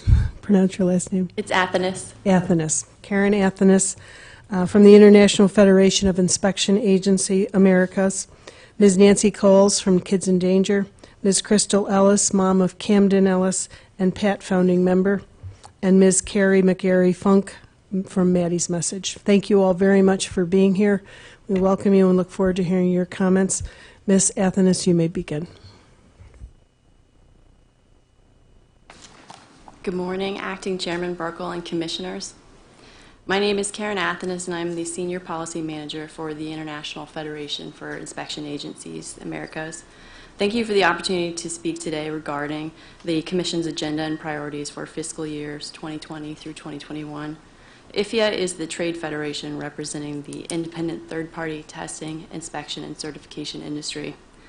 IFIA members provide services across a wide range of sectors: consumer products, medical devices, petroleum, mining and minerals, food, agricultural, and among others. In addition to providing testing, inspection, and certification services, IFIA members provide training, evaluate product designs, and audit supply chains to help increase awareness of safety and security issues, applicable requirements, and to help protect consumers. IFIA and its sister organization, SEOC International, have recently merged to form the TIC Council, a global trade association that brings together over 90 member companies and organizations active in more than 160 countries. IFIA and its member organizations have long enjoyed working with the Commission, and we look forward to another year of engagement and open communication. And it is on that topic that I speak today. IFIA and its members welcome CPSC's outreach to stakeholders, especially those of us in the community, conformity assessment community, to have open conversations about the best path forward to ensure consumer safety. We feel this is essential to the regulatory process and recommend the continued close collaboration of the CPSC with the independent test, inspection, and certification industry organizations, such as IFIA, to ensure that we and our members can bring our technical knowledge to the table to help inform the issues and help to find an appropriate path forward. Approaches that IFIA recommends the Commission take to continue to engage the industry include partnering with IFIA members in CPS training of manufacturers and designers on product safety requirements and best practices across the globe. These trainings help ensure that safety is being built in the earliest stages of the supply chain, and it is a preventive and cost-effective measure. IFIA welcomed the opportunity to participate with CPSC in previous years and would welcome similar future opportunities to continue supporting CPSC's mission. We also recommend the CPSC organize stakeholder roundtables and other engagements on consumer product testing best practices, and that CPSC participate in those hosted by stakeholder groups. Roundtables provide stakeholders an opportunity to share consumer product testing best practices and discuss underlying technical considerations which assist in addressing trends and issues. They are a collaborative exercise that provides a platform for ongoing discussion and are essential to finding consensus between stakeholders. We would welcome the opportunity to support CPSC in organizing such roundtables with stakeholders to discuss best practices. IFIA and its members also encourage ongoing engagement with stakeholders to discuss emerging hazards, including IoT and cybersecurity, to ensure that we can develop common sense solutions before issues occur. This emerging area of technical development brings amazing opportunities, but also risks that we continue to discover and now must find solutions to address. The experience and knowledge of those in the TIC industry are invaluable to the discussion of these emerging issues with the CPSC, and we look forward to those future conversations. We also support CPSC outreach and engagement to other federal agencies also working on this topic to ensure a coordinated approach in IoT and cybersecurity so that the best path forward can be identified. Although the safety and security concerns for IoT among agencies are different, and different solutions might be needed depending on a particular agency's reality, the exchange of good practices and lessons learned can provide valuable insights to inform the CPSC work in this area. Engagement with international stakeholders, those working in multiple economies, would also be of benefit so that successful policy initiatives in other areas can be applied to the issues being addressed by the CPSC. IFIA would welcome coordination on this front and can contribute feedback from our international members. And finally, on the issue of IoT and cybersecurity, IFIA recommends that CPSC consider updating the incident reporting system to effectively track IoT-related injuries and incidents. Such information provides valuable insights and guidance that can be used by industry, government, and the voluntary standard development process to further improve the safety and security of IoT devices. Thank you again for allowing me to speak today on behalf of IFIA and our members of organizations working in testing, inspection, and certification, and other conformity assessment areas. We continue to serve the Commission through our work in evaluating products in accordance with published policy and regulation, and remain ready to engage, educate, and have open conversations with CPSC and other stakeholders to assist in the process of ensuring the safety of products. Thank you very much, Ms. Coles. Thank you for this opportunity to speak today on CPSC's agenda and priorities for the next 2 fiscal years. KID is dedicated to protecting children by fighting for product safety. Our mission is to save lives by enhancing transparency and accountability through safer product development, better education, and stronger advocacy for children. I want to talk about 3 priority areas for CPSC in the coming 2 fiscal years: regulation, transparency, and innovation.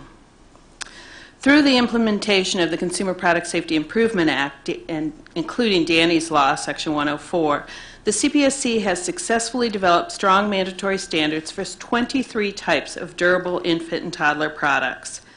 We urge the CPSC to continue to prioritize this work, giving staff the time, resources, and support they need to develop strong standards that will reduce injuries and deaths from nursery products. Because ASTM standards are such a key part of the Section 104 process, we also urge CPSC to fully vest the staff attending meetings to give strong guidance based on their research and data on the approach that would be most protective of children, including allowing them to vote on key ballots. 2 remaining products, expansion gates and expandable enclosures, and the infant inclined sleep products, require different approaches given current injury and death patterns and safety. The ASTM subcommittee has been slowly working to require all gates to meet a standard where they can be used more confidently to contain young children, keeping them away from potential hazards such as stairs, cooking activities, or other things. Currently, many gates only withstand a 10-pound push-out force. CPSC staff has provided detailed information based on their research on what would make gates safer and has been waiting for the committee to take those steps. We would urge CPSC to move ahead without the committee due to the continuing delay and issue the mandatory rule. Section 104 was not written to require following the lead of ASTM or any standard process, but only to consider those standards and address areas where they are seen not to be stringent enough. In addition, I would urge CPSC in their own rule to put vital warnings on the product itself with gates where it is visible with every use. As with many nursery products, people other than the one who opened and assembled the product use it and must have guidance for safe use. The rulemaking on infant inclined sleep products is a whole different story. We all know, based on research from AAP, that researchers have found that it can take as little as 4 minutes for an unintended infant to suffocate in an inclined product. Infant inclined sleep products have great appeal to parents, we know that. But as we saw from the recent recalls of the Fisher-Price Rock and Play Sleeper and the Kids Rocking Sleeper, these products carry risks and lead to deaths. Children can become entrapped in an unsafe position and suffocate or die of positional asphyxia. The AAP warns against infants sleeping on an incline or while restrained because of the additional hazards these features bring.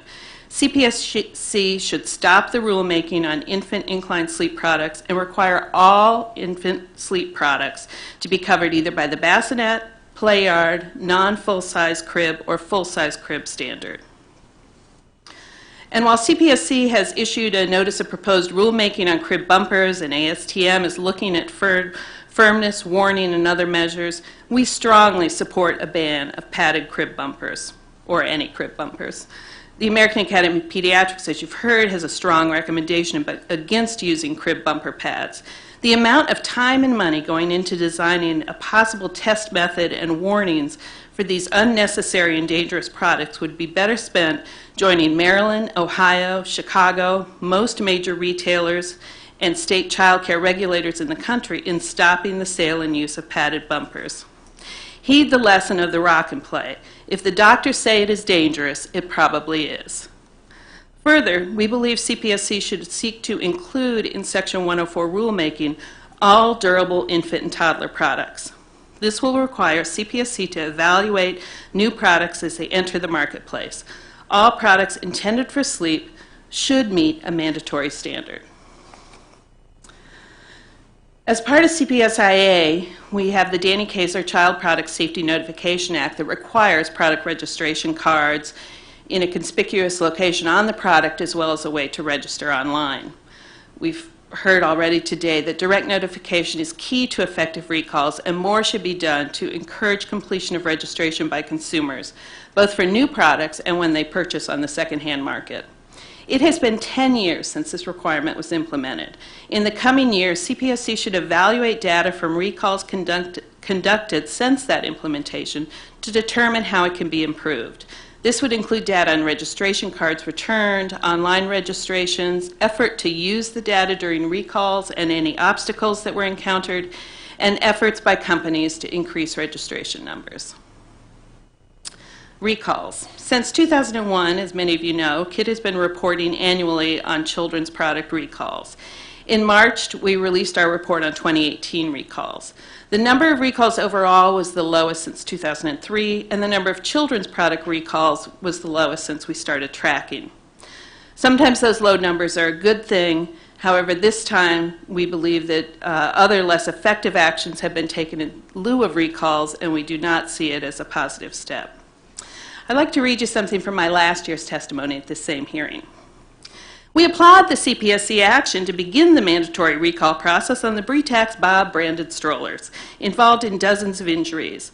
This is one of the tools in CPSC's arsenal to protect consumers that is used too rarely.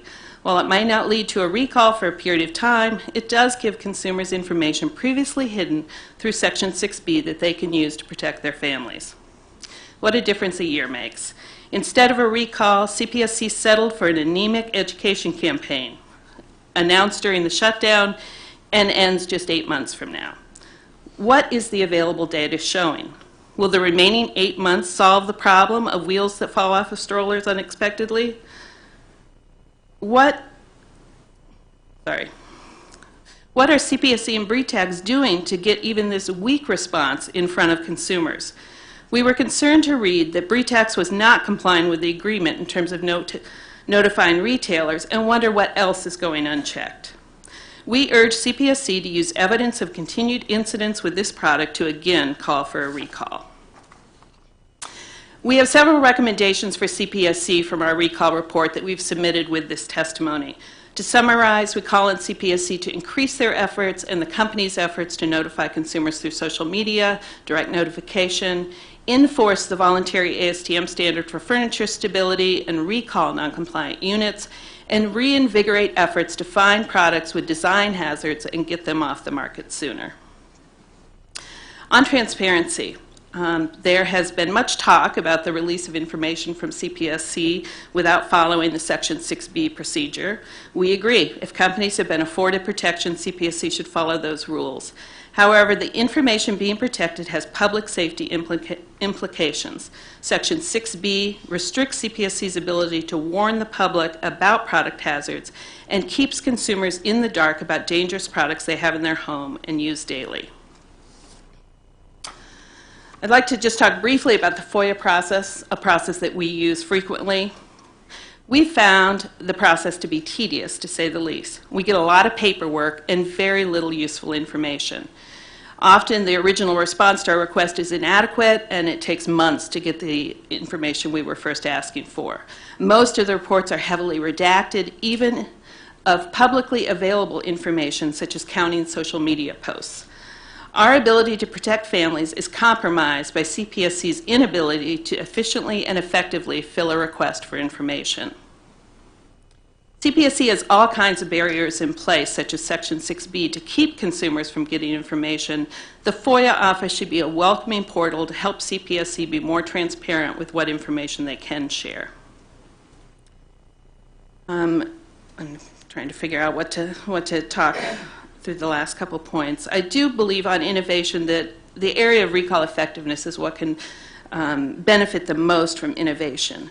From what we can gather from sparse data available to us, the effectiveness rate has not changed significantly since kids first started working on the issue in 1998, despite mind-boggling changes in communication channels and tracking possibilities. Look, for instance, as Rachel Weintraub talked about, the 2 recent recalls. Despite the hearing workshop a few years ago on how to make effective recalls, those recalls do everything opposite of what was suggested to do. Released late on a Friday afternoon. There's no refund for most users of the product, despite knowing how popular they are with consumers. No one is going to trade something that they think helps their baby sleep for some trinket from Fisher-Price in exchange for it. Both CPSC's release and to a greater degree Fisher-Price downplay the danger, convincing parents that if they follow directions, their child will be safe in the product. I do not believe this is going to be an effective recall, and there are millions of these products out there, and we're going to see additional deaths. On furniture tip-overs, just want to, Commissioner Bauco, to let you know that it's H.R. 2211 is the Sturdy Act. It's been introduced, and we strongly support that, and this is another area that CPSC should be innovating in. I've heard that the ballot that just closed at CPSC, following your recommendations, Chairman, on what should be done, there are 24 negatives from industry on those ballots. And so I believe that we need to turn to other measures than relying on industry to police themselves. So thank you for the opportunity to come before you. Thank you very much. Ms. Ellis.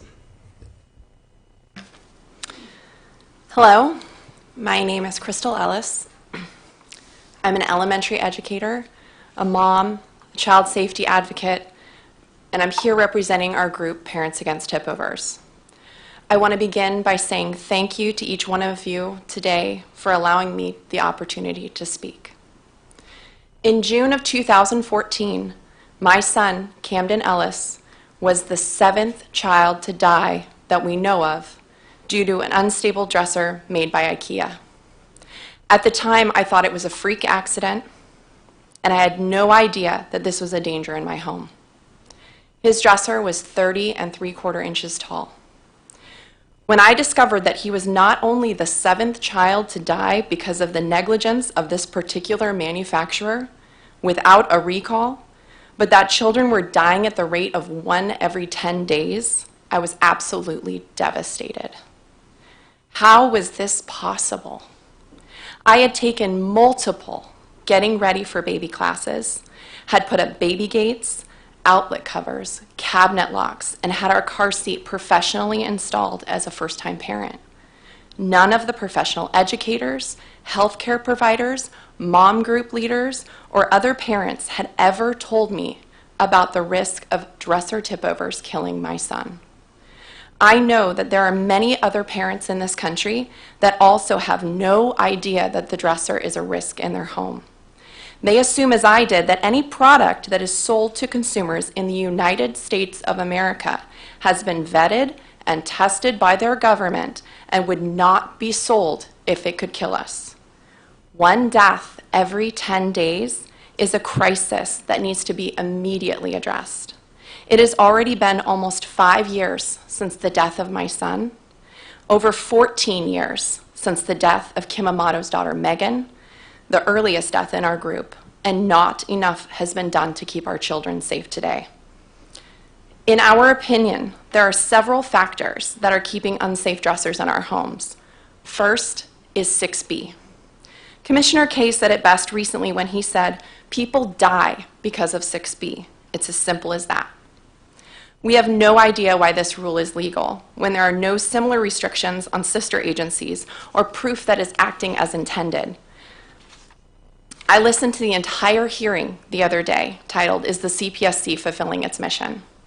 Some lawmakers are trying to argue that we need to keep 6B to protect the manufacturers from the CPSC and even each other. Is there evidence of this problem being a major issue for the FDA, the NHTSA? We would argue no. This is outrageous. We need to eliminate 6B to protect consumers, the constituents. The restriction of information prevented my family from even having a chance to know that our dresser was unsafe. It allowed IKEA to delay the recall with an ineffective education campaign that ultimately resulted in the death of my friend Janet's son, Ted.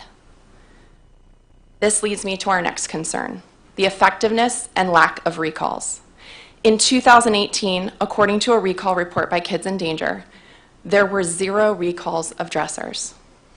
This is not because dressers are safer, because even dressers meeting the weak, ineffective voluntary standard are still killing children. To date, the evidence of dressers in the IKEA recall being actually returned and taken out of homes is negligible. More should be done to push manufacturers to make a recall the most effective it can be. If they know how to market and sell a product to millions of consumers, then they know how to get the message of a recall to those same consumers. They need a bigger stick to get them to do what they know will make a difference. Also, if a dresser is, according to the manufacturer, meeting the voluntary standard, but is still killing children, it should be recalled. This is clear evidence that their product is still not safe for consumers.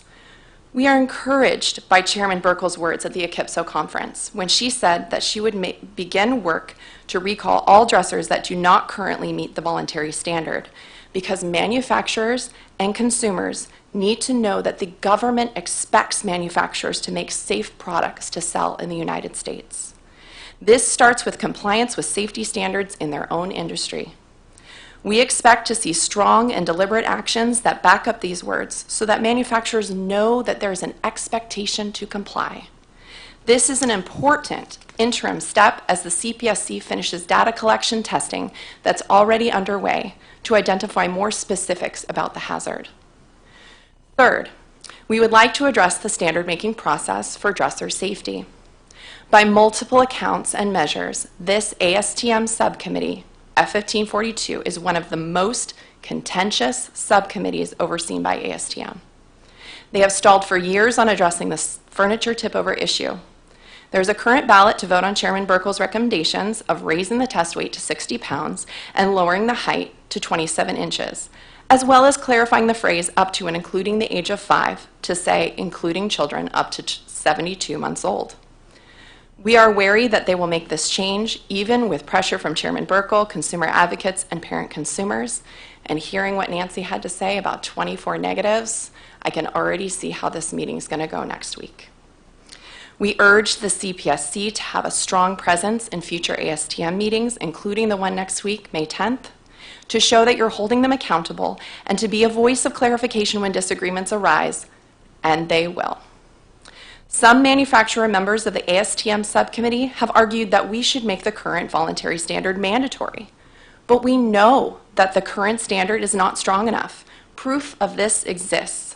Unfortunately, with Connor DeLong's death and the viral video of the same IKEA Hemnes dresser falling on the Utah twins, both in 2017. We are also concerned that the creation of a mandatory standard from the current weak voluntary standard will make it much more difficult to get the standard to a strong enough standard to protect consumers. We think we should make sure to continue funding of saferproducts.gov with the changes suggested by consumer advocates and users, because it is a chance for information without the full repeal of 6B to reach consumers. Finally, we encourage the CPSC to continue to invest in the Anchor It campaign. While Parents Against Tipovers strongly believes that consumers should not have to finish making a product safe by anchoring it to a wall, and safety should be built into the product design, we cannot ignore the fact that there are thousands of unstable pieces of furniture in American homes today. Part of our PAT mission is to educate consumers on the need to anchor furniture, and we need the Anchor It campaign as our partners. It was disappointing that CSUs were not added to Section 104 when the Commission voted on it in March. As both Commissioner Adler and Commissioner Kaye pointed out, just because we cannot save all with this solution does not mean that we should not save some. To quote Commissioner Kaye directly, we should be pursuing every authority available that we have. We should send a signal to industry that we're not leaving any tool unused. Especially in the absence of the passage of this proposal, it is absolutely imperative that we move forward with the proposal from Commissioner Feldman and Commissioner Baiocco to move the dresser tip-over hazard from an ANPR to an NPR. This issue needs to be addressed immediately and made a priority. Our two most vulnerable populations, children and seniors, are at the greatest risk from this hazard, and as Commissioner Adler pointed out in the latest hearing, the senior population is increasing at the rate of 10,000 people per day, so the risk will continue to climb until it is resolved. Today, Parents Against Tipovers is here to be a voice for our children who have lost theirs, a voice for parents who are home today acting as full-time caregivers for their children who survived a tip-over incident but have been left with life-altering injuries, and a voice for parents who cannot find theirs because they're overwhelmed by the darkness of grief and sadness that we have all unfortunately experienced. Thank you again for allowing me to speak today, and I trust that the top priority for fiscal year 2020 and 2021 will reflect eliminating the risk of furniture tip-overs. Thank you. Thank you very much. Ms. McCary-Funk.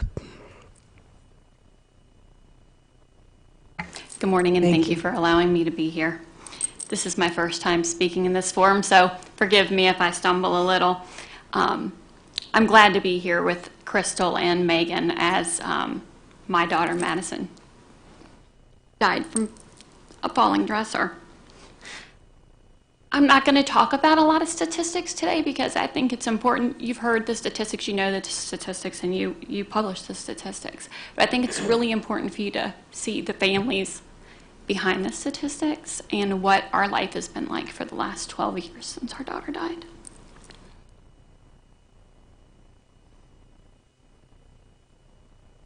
October 23rd, 2007,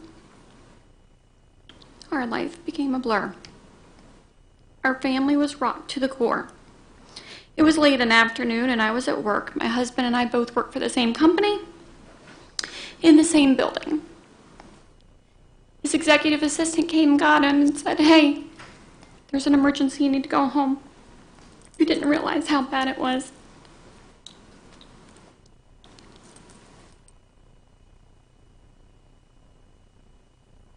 We only lived a short 3 miles from our house, so we got in the car. We drove home. It felt like 3 days it took us to get there. The only thing we knew was our daughter was injured.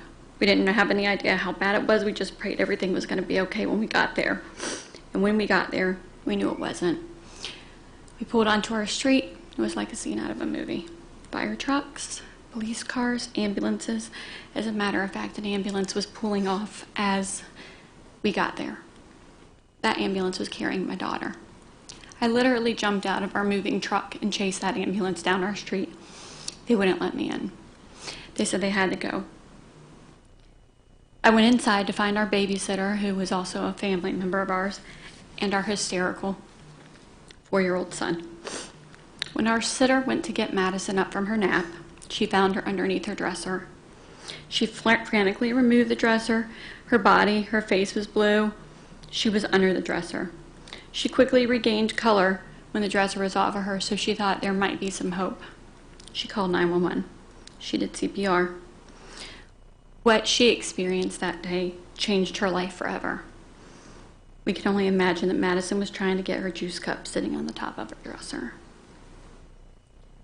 As my husband and I went into the house, we realized the real severity of the situation. The police questioned us on Madison. What was her age? What was her full name? I lost my cool. I didn't know that my daughter was dead at that point, so I asked, what do you mean, what was her name? Her name is Madison Daly Funk. My husband and I are driven to the hospital in the back of the police car. Like criminals, frankly. We were making phone calls along the way, calling people who we felt had a closer relationship with God than we did, hoping they could pray and God would listen to their prayers. We hoped our daughter wouldn't be dead. We knew when we got to the hospital, it was bad. The staff was really positioned methodically along the corridor. We knew when we walked in, there's the Funks, there's the Funks, there's the parents. We knew this couldn't be good. Close friends of ours had gotten there before us, so they were there when we got there. We weren't exactly alone, but almost immediately the emergency room doctor came in. She sat down next to me. She didn't mince words. Mr. and Mrs. Funk, your daughter has died. We did everything we could. We're preparing her now for you to see her. Come and get you as soon as she's ready. A blur. That's what our life felt like for the next several weeks and months. How could this even be happening? Not to us, not our family. Like, we're good parents, right? We're good people. Things like this don't happen to good parents. Wrong. You know, I had only seen one other dead person my entire life, and now here I am in the emergency room holding my dead daughter. I didn't want to let her go. She didn't even look hurt, honestly. You couldn't even see that she was injured. She died from blunt force trauma, asphyxia. She had died immediately, we were told, no suffering. But we were going to suffer from that moment on. I couldn't believe how quickly my husband and I were separated. We were questioned by different detectives while we were even still in the emergency room. I guess time is of the essence, right? I now know it's standard protocol, but at the moment it felt terrible. Why were we being questioned at the hospital? Detectives were at our house. Imagine how my current children felt listening to them lift the dresser and tip it over repeatedly, testing to see if the force of the dresser could really kill a child. Trying to determine how someone couldn't hear it fall from downstairs. For the record, our daughter took the force of the dresser, which is why no one heard the fall. It's logical, it's common sense. We were investigated intensely by the Virginia Beach Police, along with Child Protective Services. What a process. Although I would not want their jobs, I'm super grateful for them and their service. None of that gratitude made that process any easier while we were going through it. Once we arrived home that evening, I remember the hardest thing was telling my then 11-year-old son and 4-year-old son that their sister had died. She was in heaven now. The coming months would be challenging as we helped them navigate their grief journey, all the while trying to navigate our own. Within an hour of getting home, we got a phone call from LifeNet Health asking for our daughter's organs. Of course, we said yes. Never occurred to us to say anything different. If we could help save another life, we would. We're proud to say that Madison's heart valves were placed with 2 different children. The miracle of organ donation is amazing, and LifeNet Health has been critical in our healing. Madison Daly Funk was 2 when she died a very, very preventable death. We could not sit back and do nothing. We knew if we didn't know about furniture and furniture tip-over dangers, other people must not know. We called a furniture strap manufacturer. She sells the straps to me at cost. We give them away every chance we get. That's how we give back. We designed our website, maddysmessage.com, as a place to read our story and learn about furniture safety. We love to do random acts of kindness in her honor to help share our story outside of our circle of friends. I regularly say, please strap your furniture. Don't wish that you would have. It's really not enough though, right? Although I've given out thousands, and I do mean thousands, of furniture straps, I've watched endless news stories, studied furniture tip-over statistics. We're not making any headway. My daughter died 12 years ago, and the statistics today are the same they were the first time I ever Googled furniture tip-over. The only logical response is to prevent these accidents is to continue to include furniture tip-over as your highest priority for the next couple fiscal years. Please hold manufacturers accountable for the furniture they sell. Please help us by investing in the Anchor It campaign and continue to be diligent in your support in the ASTM Subcommittee F15.42 meetings. In closing, I'll leave you with this. Today, this hearing is 5 hours long, 300 minutes, and according to your statistics, 17 children will be affected by tip-over during this meeting today. Thank you so much in advance for your valuable commitment to this topic. Thank you very much, and thank you to all of you for your testimony. We'll begin our round of questions for the commissioners. Let me begin by just addressing my comments to Ms. Ellis and Ms. Carrie Funk. Thank you for being here, as we mentioned to Ms. DeLong earlier. Turning your grief and your tragedy into a mission and to help prevent deaths for other families is incredibly inspiring and incredibly difficult. And I appreciate both of your courage to be here and be members of Pat's organization and to really be pushing not only the safety message, but stronger regulations and perhaps a statute. So thank you very much for being here.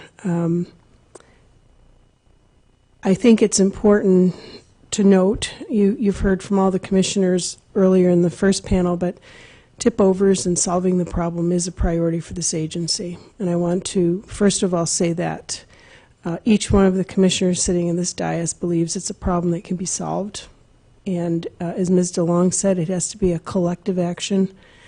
And working together, we can, and it's going to be many components. It's going to be, you both have talked about, as did Ms. DeLong, an educational campaign, increased funding for that. But most importantly, I think it's going to be either the statute, the Sturdy Act, or it's going to be increased voluntary standards that will be enforced. So I just want to assure you that that is a top priority, and it has been a top priority for the Commission and will continue to be. And we look forward to working with you and keeping you abreast of what we're doing here at the agency. There are many things that we can't disclose that are going on behind the scenes, and I think, although I can't be specific about those, there is much being done on the compliance side of tip-over and the tip-over issue. So again, my deepest appreciation for both of you being here, as well as Ms. DeLong, and for us to hear from the PATS organization and to, as you mentioned, put faces with numbers, because it's so much more meaningful and impactful. So thank you very much. I have no other questions. Commissioner Adler. Thank you very much, Madam Chairman, and I just want to join and second the comments that the chair made about your appearance here today. I realize it takes a tremendous degree of courage to come here and to speak through the tears and the pain, but you bring a harsh dose of reality to the table. I've noticed over the years as I've worked at the agency, at some point we get reports of injuries and deaths, and we look at them, we say, oh, how many are there? And we never stop to individualize them. We never stop to think this was one child of a set of parents, this is a set of feelings and a point of grief that will not go away. And what you've done is drive home a message for us as policymakers that we have to incorporate, but we need to look, and I'm sure people have said this 1,000 times, but it's so important. We need to look beyond just the bare statistics to the humanity of it. So I can't thank you enough for your testimony. And I wanted to come back to a point that Ms. DeLong made, and I thought she made it in a very graphic fashion, which is if we're going to have parents of kids pay attention, we need to scare their pants off. And there's a lot of social science research that supports that notion. But I also want to say that we need to scare the pants off of the manufacturers about the need to take action to protect kids, that they themselves have a reality, and I'm sure a lot of them are parents, and I just don't quite understand what it is about them that leads them to be so reluctant to act. And I'm curious, you've attended these meetings, you've followed ASTM. Have you talked to the manufacturers? Have you tried to drive home the necessity of this message? You know, it's interesting because you go to these meetings, and for me, my first big, large meeting was back in November, their big meeting, and I had been told ahead of time, be prepared, it can be a little contentious, people, you know, get a little heated, and it was overall a relatively quiet meeting because I think that they were surprised that we had such a presence there, and they were trying to figure out who we were, what our role was, and so I'm sorry, can you repeat your question one more time? I was going there with a point. No, and you were getting there very quickly, and I think part of it is you were illustrating just how substantive and how well prepared you were to address that. Well, and so we sit at the table and we're sharing our stories, we're sharing that we want to advocate with them, we want to talk to them, and you know, you speak to people in passing and at lunch, and individually they'll tell you, I have grandkids, or I have kids, I care about this issue, but then when it comes to action, it's just not present. It's not putting their money where their mouth is, and it was very disheartening actually. Furniture Today published an article that Consumer Reports was so gracious with Kids in Danger as well, and responding with Pat, there was a comment made about how the consumer advocates and parents are in there kind of basically sharing their sob story, and they're not really interested in data, and they're not interested in moving the conversation forward, just, you know, being very emotional. And I took that two ways, where clearly those one-on-one conversations are not making the impact that I thought, but that I need, as well as others, to step up our game. And like you said, I have what we call my dead kid story, but I have the facts and the data and the knowledge. I feel like I have a PhD in dresser tip-overs at this point in my life, and I'm going to bring all of that to the table because I do have an educated voice on this issue. I don't just have a sob story to tell you. And I just reiterate, this is one of the most effective things about PAT, as you call it, because you are not only bringing the reality of your stories, but you've done your homework, and that is incredibly effective, and I can speak only for myself. And one of the other points that I would emphasize from Consumer Reports article is this is not like some of the issues we confront where safety is a challenge in terms of products that are useful and products that are low priced. You can make dressers cheap and safe, and I think that's one of the most important things that the Consumer Reports article stressed. There are fixes, and they're really available. So I really appreciate that. So thank you again for your testimony. Ms. Athanas, I'll get it. I did have one comment and one question. I think your members have done an interesting and a useful job in terms of voluntary standards activities. I've been talking a lot to folks in ANSI, and one of the things they say is that the certifying bodies often, not always, but often speak on behalf of consumers when there's no consumer representation as part of the development of voluntary standards. So I urge you and your members to continue doing that.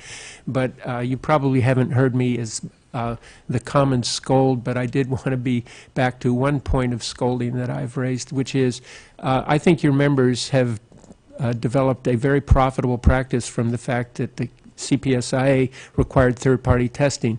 But there are a lot of small manufacturers who have been left by the wayside who really have trouble affording the third-party testing requirements.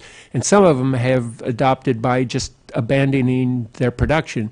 Others have adopted by just not complying, just making the products and hoping they don't get caught.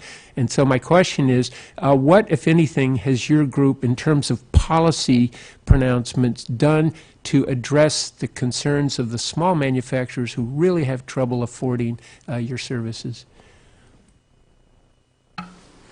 Well, our organization continues to reach out to the manufacturers and provide education and information so that they can use that in their processes to teach them about the regulations and requirements that we need to assess to or test, inspect to. At the end of the day, the policy is what it is, and it's important to ensure that all manufacturers comply equally, because one produced item that's not tested properly, that's not certified properly, will end up being a mother or father at this table. And so while we recognize that burden on the manufacturers, I think we all carry or shoulder a certain level of responsibility. Laboratories have to meet an international requirement. Parents need to put knee pads and shoulder pads on their kids, and manufacturers have to ensure that their products are inspected and certified and tested. So, we will continue to reach out to them and meet them at the table to identify what is the best course of action. Maybe it's not third party. So that is what our recommendation is let's just keep talking to each other. Thank you. I appreciate that. Ms. Coles, I think you all have done a terrific job in monitoring recall effectiveness over the years, and I've been meaning to mention this before, and I'm sure you would agree with it completely, but not a metaphor original with me, but I liked it. You really want an agency like CPSC to be the fence at the top of the hill, not the ambulance at the bottom of the hill. In other words, recalls in many respects indicate a failure in the system. I know that we're going to continue to need recalls, but one of the things I think is important is to stress, as you do, the need to stop dangerous products before they get into the market. So I really appreciate that. But I wanted to come to the issue of 6B. As you know, that has been a point of concern of mine and of Commissioner Kaye. You have experience with other agencies that don't have 6B information restrictions. Is it your sense that these other agencies are acting irresponsibly and in a foolhardy fashion in sending out inaccurate and misleading information because they don't have 6B restrictions? In other words, should we extend 6B protections to other agencies? Oh, gosh, no. Don't do that. No, I think that the information that other agencies are required to share, you look at FDA, every single complaint about a drug is public. These other agencies function just fine. We heard the same arguments about safer products, even though it was coming from consumers, that if you put this in place, that would be the end of business as we know it, because they wouldn't be substantiated, companies would lose business based on these complaints. The same thing we heard about, their competitors. I mean, they think that we're attacking industry. They attack each other way more than we ever, the way they talk about what their competitors are always about to do to them. But I think that information, especially when it's public safety information, whether it's here at the Consumer Product Safety Commission or in lawsuits or wherever, if someone has information that a parent is using a product and you know that it's dangerous, know that it's killed children, how you can keep that information from the public hiding behind this law is just ridiculous. Parents can get the information. They may make different decisions than I would make for them, but that is not information that a public agency should be keeping from the public. Thank you very much. Commissioner Kaye. Thank you, Madam Chair. Ms. McCrary-Funk and Ms. DeLong, I do want to follow up on your testimony and talk about steps going forward. It would obviously be great if Congress passed the Sturdy Act, but what underlies the Sturdy Act is us still doing a technical analysis and coming up with a performance standard to solve this problem. And to reiterate what I said during the first panel, we can do that now under 104. There is nothing stopping us from doing that now. There's no legal impediment. There's no funding impediment. There is no impediment whatsoever to the Commission tomorrow approving an amendment to add 104 to our agenda and giving the staff the direction to develop a performance standard under that. Again, it will not address every product. We get that. We totally understand that. But what it will do and why it's so important, other than getting a head start on the Sturdy Act, should it ever pass, is it will get public technical answers to this problem that would take a much longer time to be made public under 7 and 9. And we have examples of when the agency in the past has come up with technical solutions on portable generators, on ROVs. That is a game changer when those are made public, that changes how the industry responds. And I wish it were not so, but I can't think of one area where we have not had to use our mandatory authorities to get industry moving. It every time follows the same exact pattern. They say it can't be done. They come up with all these reasons why it can't be done. We finally act. We show it can be done, and then they act. It's going to be the same thing here. And the way to get them to act is to unleash our staff under Section 104. It will happen faster, and it will be more effective. So I ask again that you not give up on the 104 process, because I actually think it is the key at this juncture, both to our regulatory efforts, to the statutory changes that might occur, and to the voluntary standards process. So I wanted to leave you with that message on that.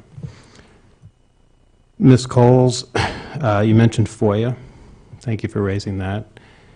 We obviously have a pending proposal that we plan to move on in the near future to update our FOIA regs. That's public. It's on our website. I don't know that that will be the version we vote out, but there is a version that's public.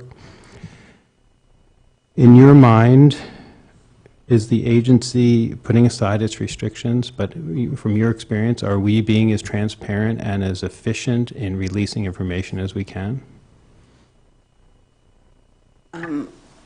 Not based on my use of FOIA. So there are some FOIA requests that we make where it all goes smoothly and we get what we asked for. Usually depends, I guess, on which company is looking at it and sending it back to us. Others kind of languish in the FOIA office even before they get sent out to companies. We get a lot of redacted information.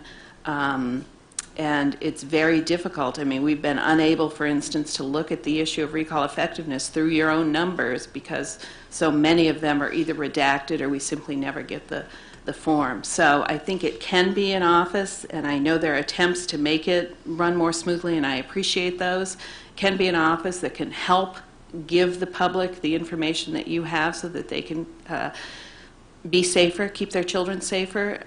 And I hope that it's moving in that direction. I've heard some concerns about additional costs for that, and I think that that is a very bad direction to go in. I mean, your responsibility is the safety of the public, and you don't charge for your standard setting, you don't charge for other things you do, and I think the release of public information is not something that the public should have to pay additionally for, in addition to the tax dollars that support you to get that information. And I share those concerns, and I think my hope is that this community of stakeholders, and I don't mean just the four panelists, but all the stakeholders will pay very close attention to our efforts on this, because I do think it has a major impact on our transparency and our functionality in serving the public. So as we move forward on this, I hope that we'll have good stakeholder engagement. You mentioned recalls and recall effectiveness. I can't for the life of me see why announcing a recall on a Friday afternoon is a good thing. Can you? Oh, sorry, I left it on. No, I don't think it's good. And in fact, I think that it's, it not only limits consumers' ability to hear about it, but it limits media's ability to cover it. And that may be intentional on the part of the recalling company, I don't know, but I think that it is simply a practice that flies in the face of all the talk we hear about wanting to make recalls more effective. One way to make them more effective is to stop doing the releases on Friday afternoon, to make sure that you have a strong remedy, unlike what we're seeing with the two current ones, that make consumers want to participate in it rather than convince them that actually there's no reason to participate in them. And then to hold companies' feet to the fire, really, to do a good job. They have the marketing expertise. They have the ability to do amazing recalls if they're made to do it. And you mentioned that it happens on a Friday afternoon, and I'm not going to get into why it happens. I don't even know sometimes why it happens, but sometimes it does happen, and we're forced into this awkward spot, and I'm curious to get your advice on it. If we find ourselves where the options are announce it on a Friday afternoon or hold it until Monday with the risk still being out there, how would you suggest we navigate that? Well, I think that's like the old ethics class question, right? There's always another alternative. There's someone who knows ahead of time that it's coming, can speed it up faster at different points along the way, so you aren't left with that choice. I mean, the two most recent ones, we all knew they were coming. We all knew the agency was working on them. There was absolutely no reason for them to be done on a Friday. I'm not saying delay them. I would never urge delay, but they could have been done Tuesday or Wednesday of that same weeks. And then the voluntary standards process, you provided really valuable input. Super frustrating on gates. Can't understand also for the life of me why that's taking so long. I agree with you. We've tried to get this to move forward for almost a year now without success. But you also said something about the process generally and the CPSC staff's participation that I wanted to talk more about. What are you seeing in terms of their role, and putting aside issues where they might seek to vote or to chair, which we know they have the authority to ask for permission from management, but just generally the CPSC staff's participation? How would you describe their level of engagement in terms of what you either have seen in the past or think they could be doing? Because that's important to us, because we don't have visibility into that. We can attend as observers, but there's obviously a lot going on. And so we often rely on others to report to us what they're seeing about how much the staff is helping. Right. Well, I think, just to start off with, I think one of the reasons the Section 104 rules have been so effective is that simply the power that it gave CPSC staff in those ASTM meetings, where they can say, here's what we want to see. If you don't do it, we can still put it in the rule. And it's really leveled the playing field there, whereas they were kind of ignored before that time period. So I see very dedicated, I think Will Wallace spoke to it, very dedicated staff, knowledgeable. They bring data. They address every issue that's there.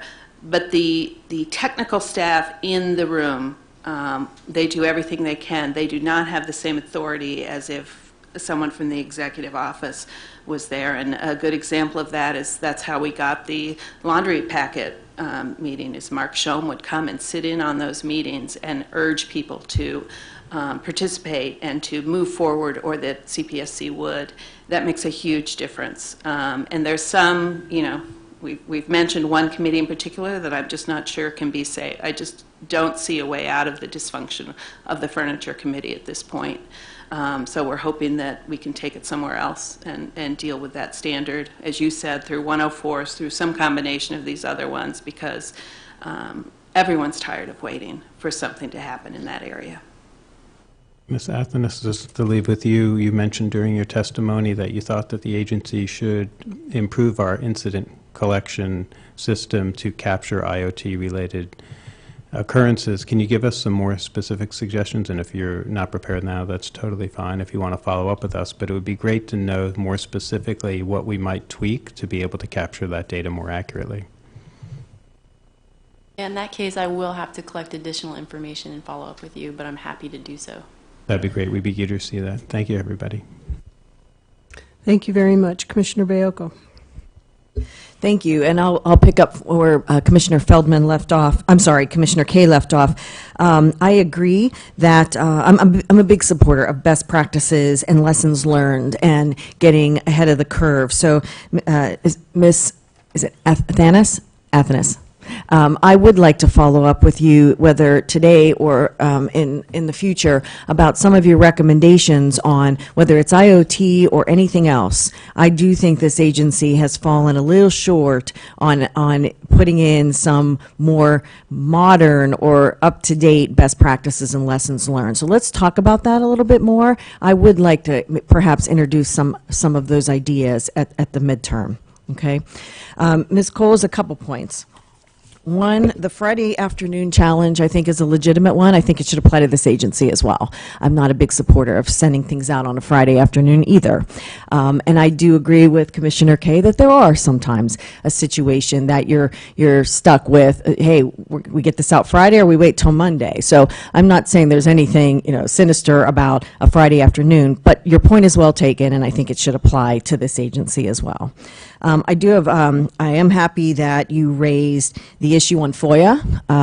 I feel your pain. Getting information out of this agency is not easy, and I've thought about filing a few FOIA requests of my own to see if I could get more information, but you've talked me out of that and have reminded me that our FOIA request definitely does need some revisiting, and I do know that, as Commissioner Kay pointed out, we are working on that slowly but surely. And one last comment that is my nature I have to address. I know you're very passionate about 6B, but the agency, at least I'm speaking for myself, I don't hide behind the law. We do follow it, and I appreciate that you're very passionate about that. But the law is what it is, whether we agree with it or if we don't, and we definitely we have to follow it. And I think that the agency does its best to follow that law. And until it's changed, we're going to have to do that. Sure. A real question, but I agree with you, and Chairman Burkle, when she was over at the House, said the same thing, that the law is the law. This agency goes well beyond what is in the law. So when I get a redacted monthly corrective action report, and it's redacted based on 6B, the number of times the company posted on the recall on Facebook, how is that possibly protected by 6B when it's public information?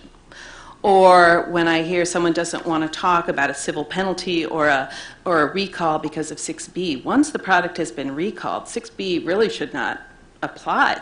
That information is now out there and is public. I think that, so take away my passion for getting rid of it, industry's vehement support of it, and look at the edges of it, of the shadow that the law is casting at the agency, and see if there's ways that the agency can narrow it to cover just what the law intended it to cover. And I think you'd find a lot of space in which we could make public additional information. Okay, fair enough.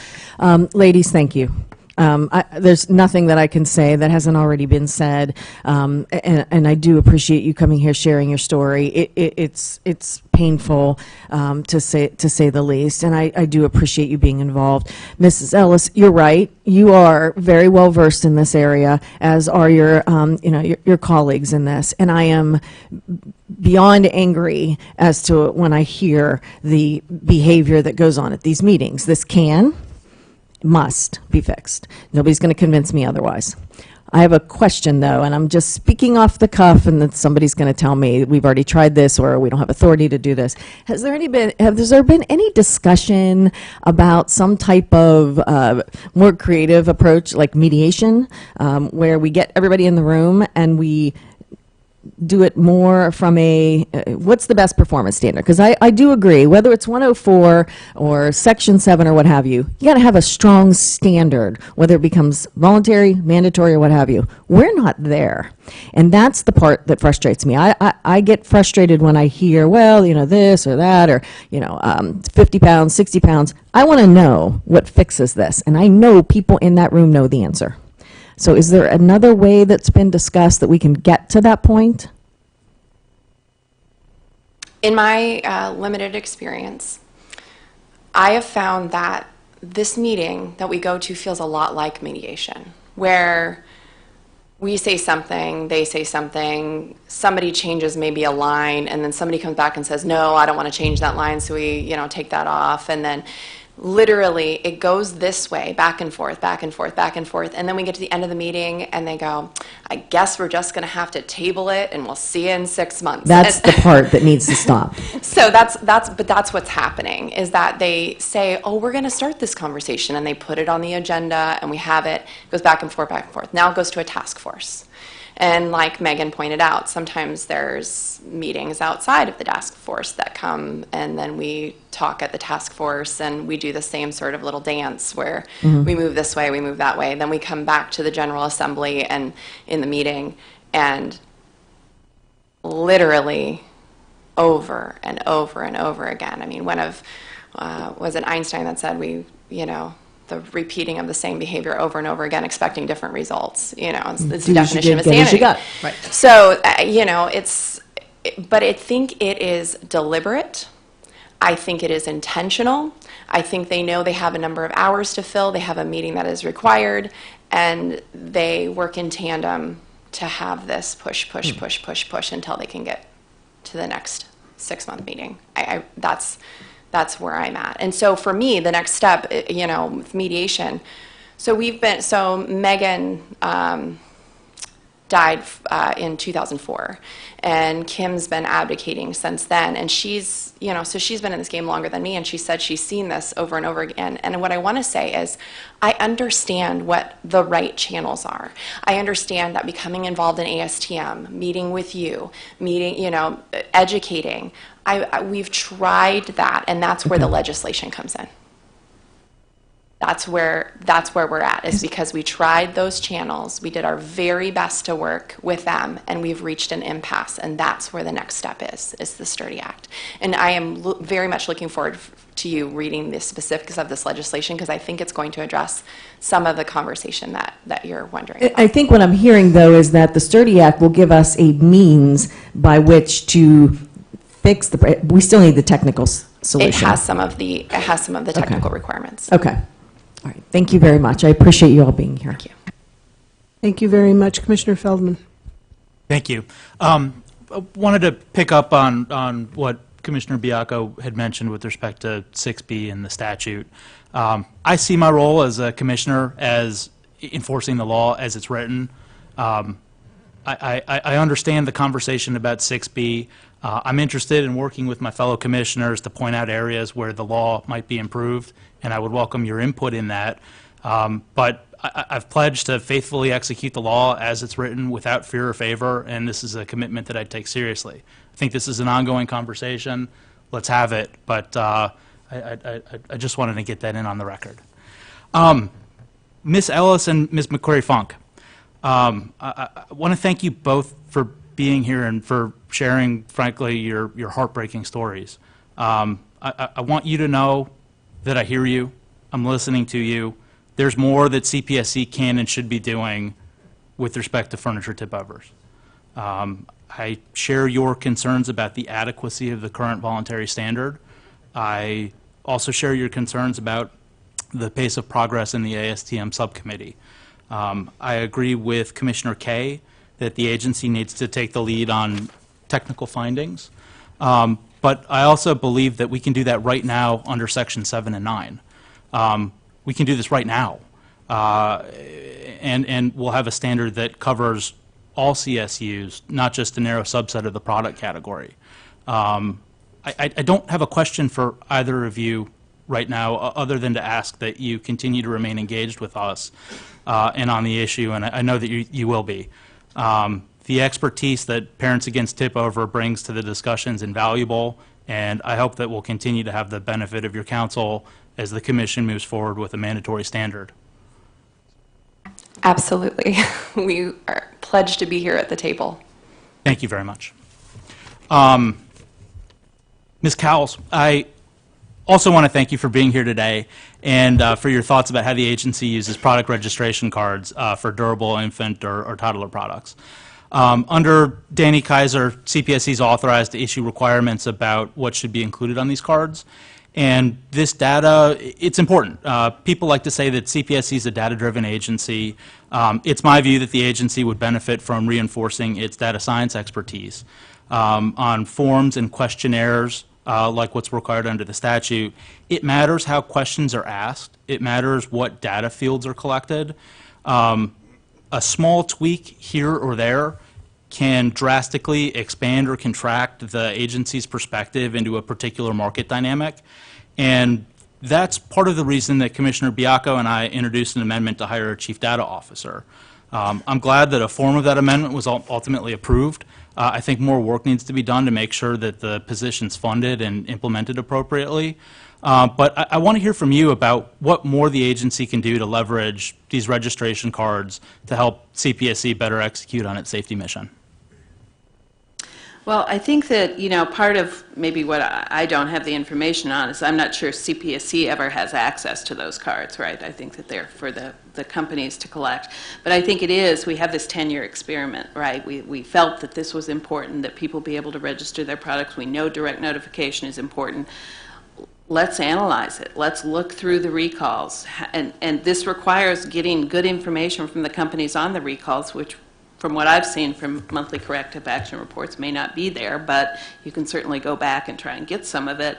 How did they use them? Were people contacted? We just had the Fisher-Price 2 weeks ago now. I know some people have told me that they've already gotten their notification, and other people, even though they know they registered the product, have not been notified, and they have not moved. So, let's use that kind of information after the fact to figure out how we can improve it going forward. And in this area of communication and data especially, what we passed 10 years ago, we thought it was state of the art that we required that they include a way to register on the web. Now there's a whole bunch of other ways that they could get that information. And I think that the statute sets the ground of what is required. It does nothing to stop companies from using many other means to gather that information, make the same pledge of privacy for the information, and increase the number of people who register. I appreciate that. Thank you. I have no further questions. Thank you very much. Again, our sincere appreciation to all of the panelists for being here today and for taking the time to come here, and then as well as answering all of our questions. So thank you all very much.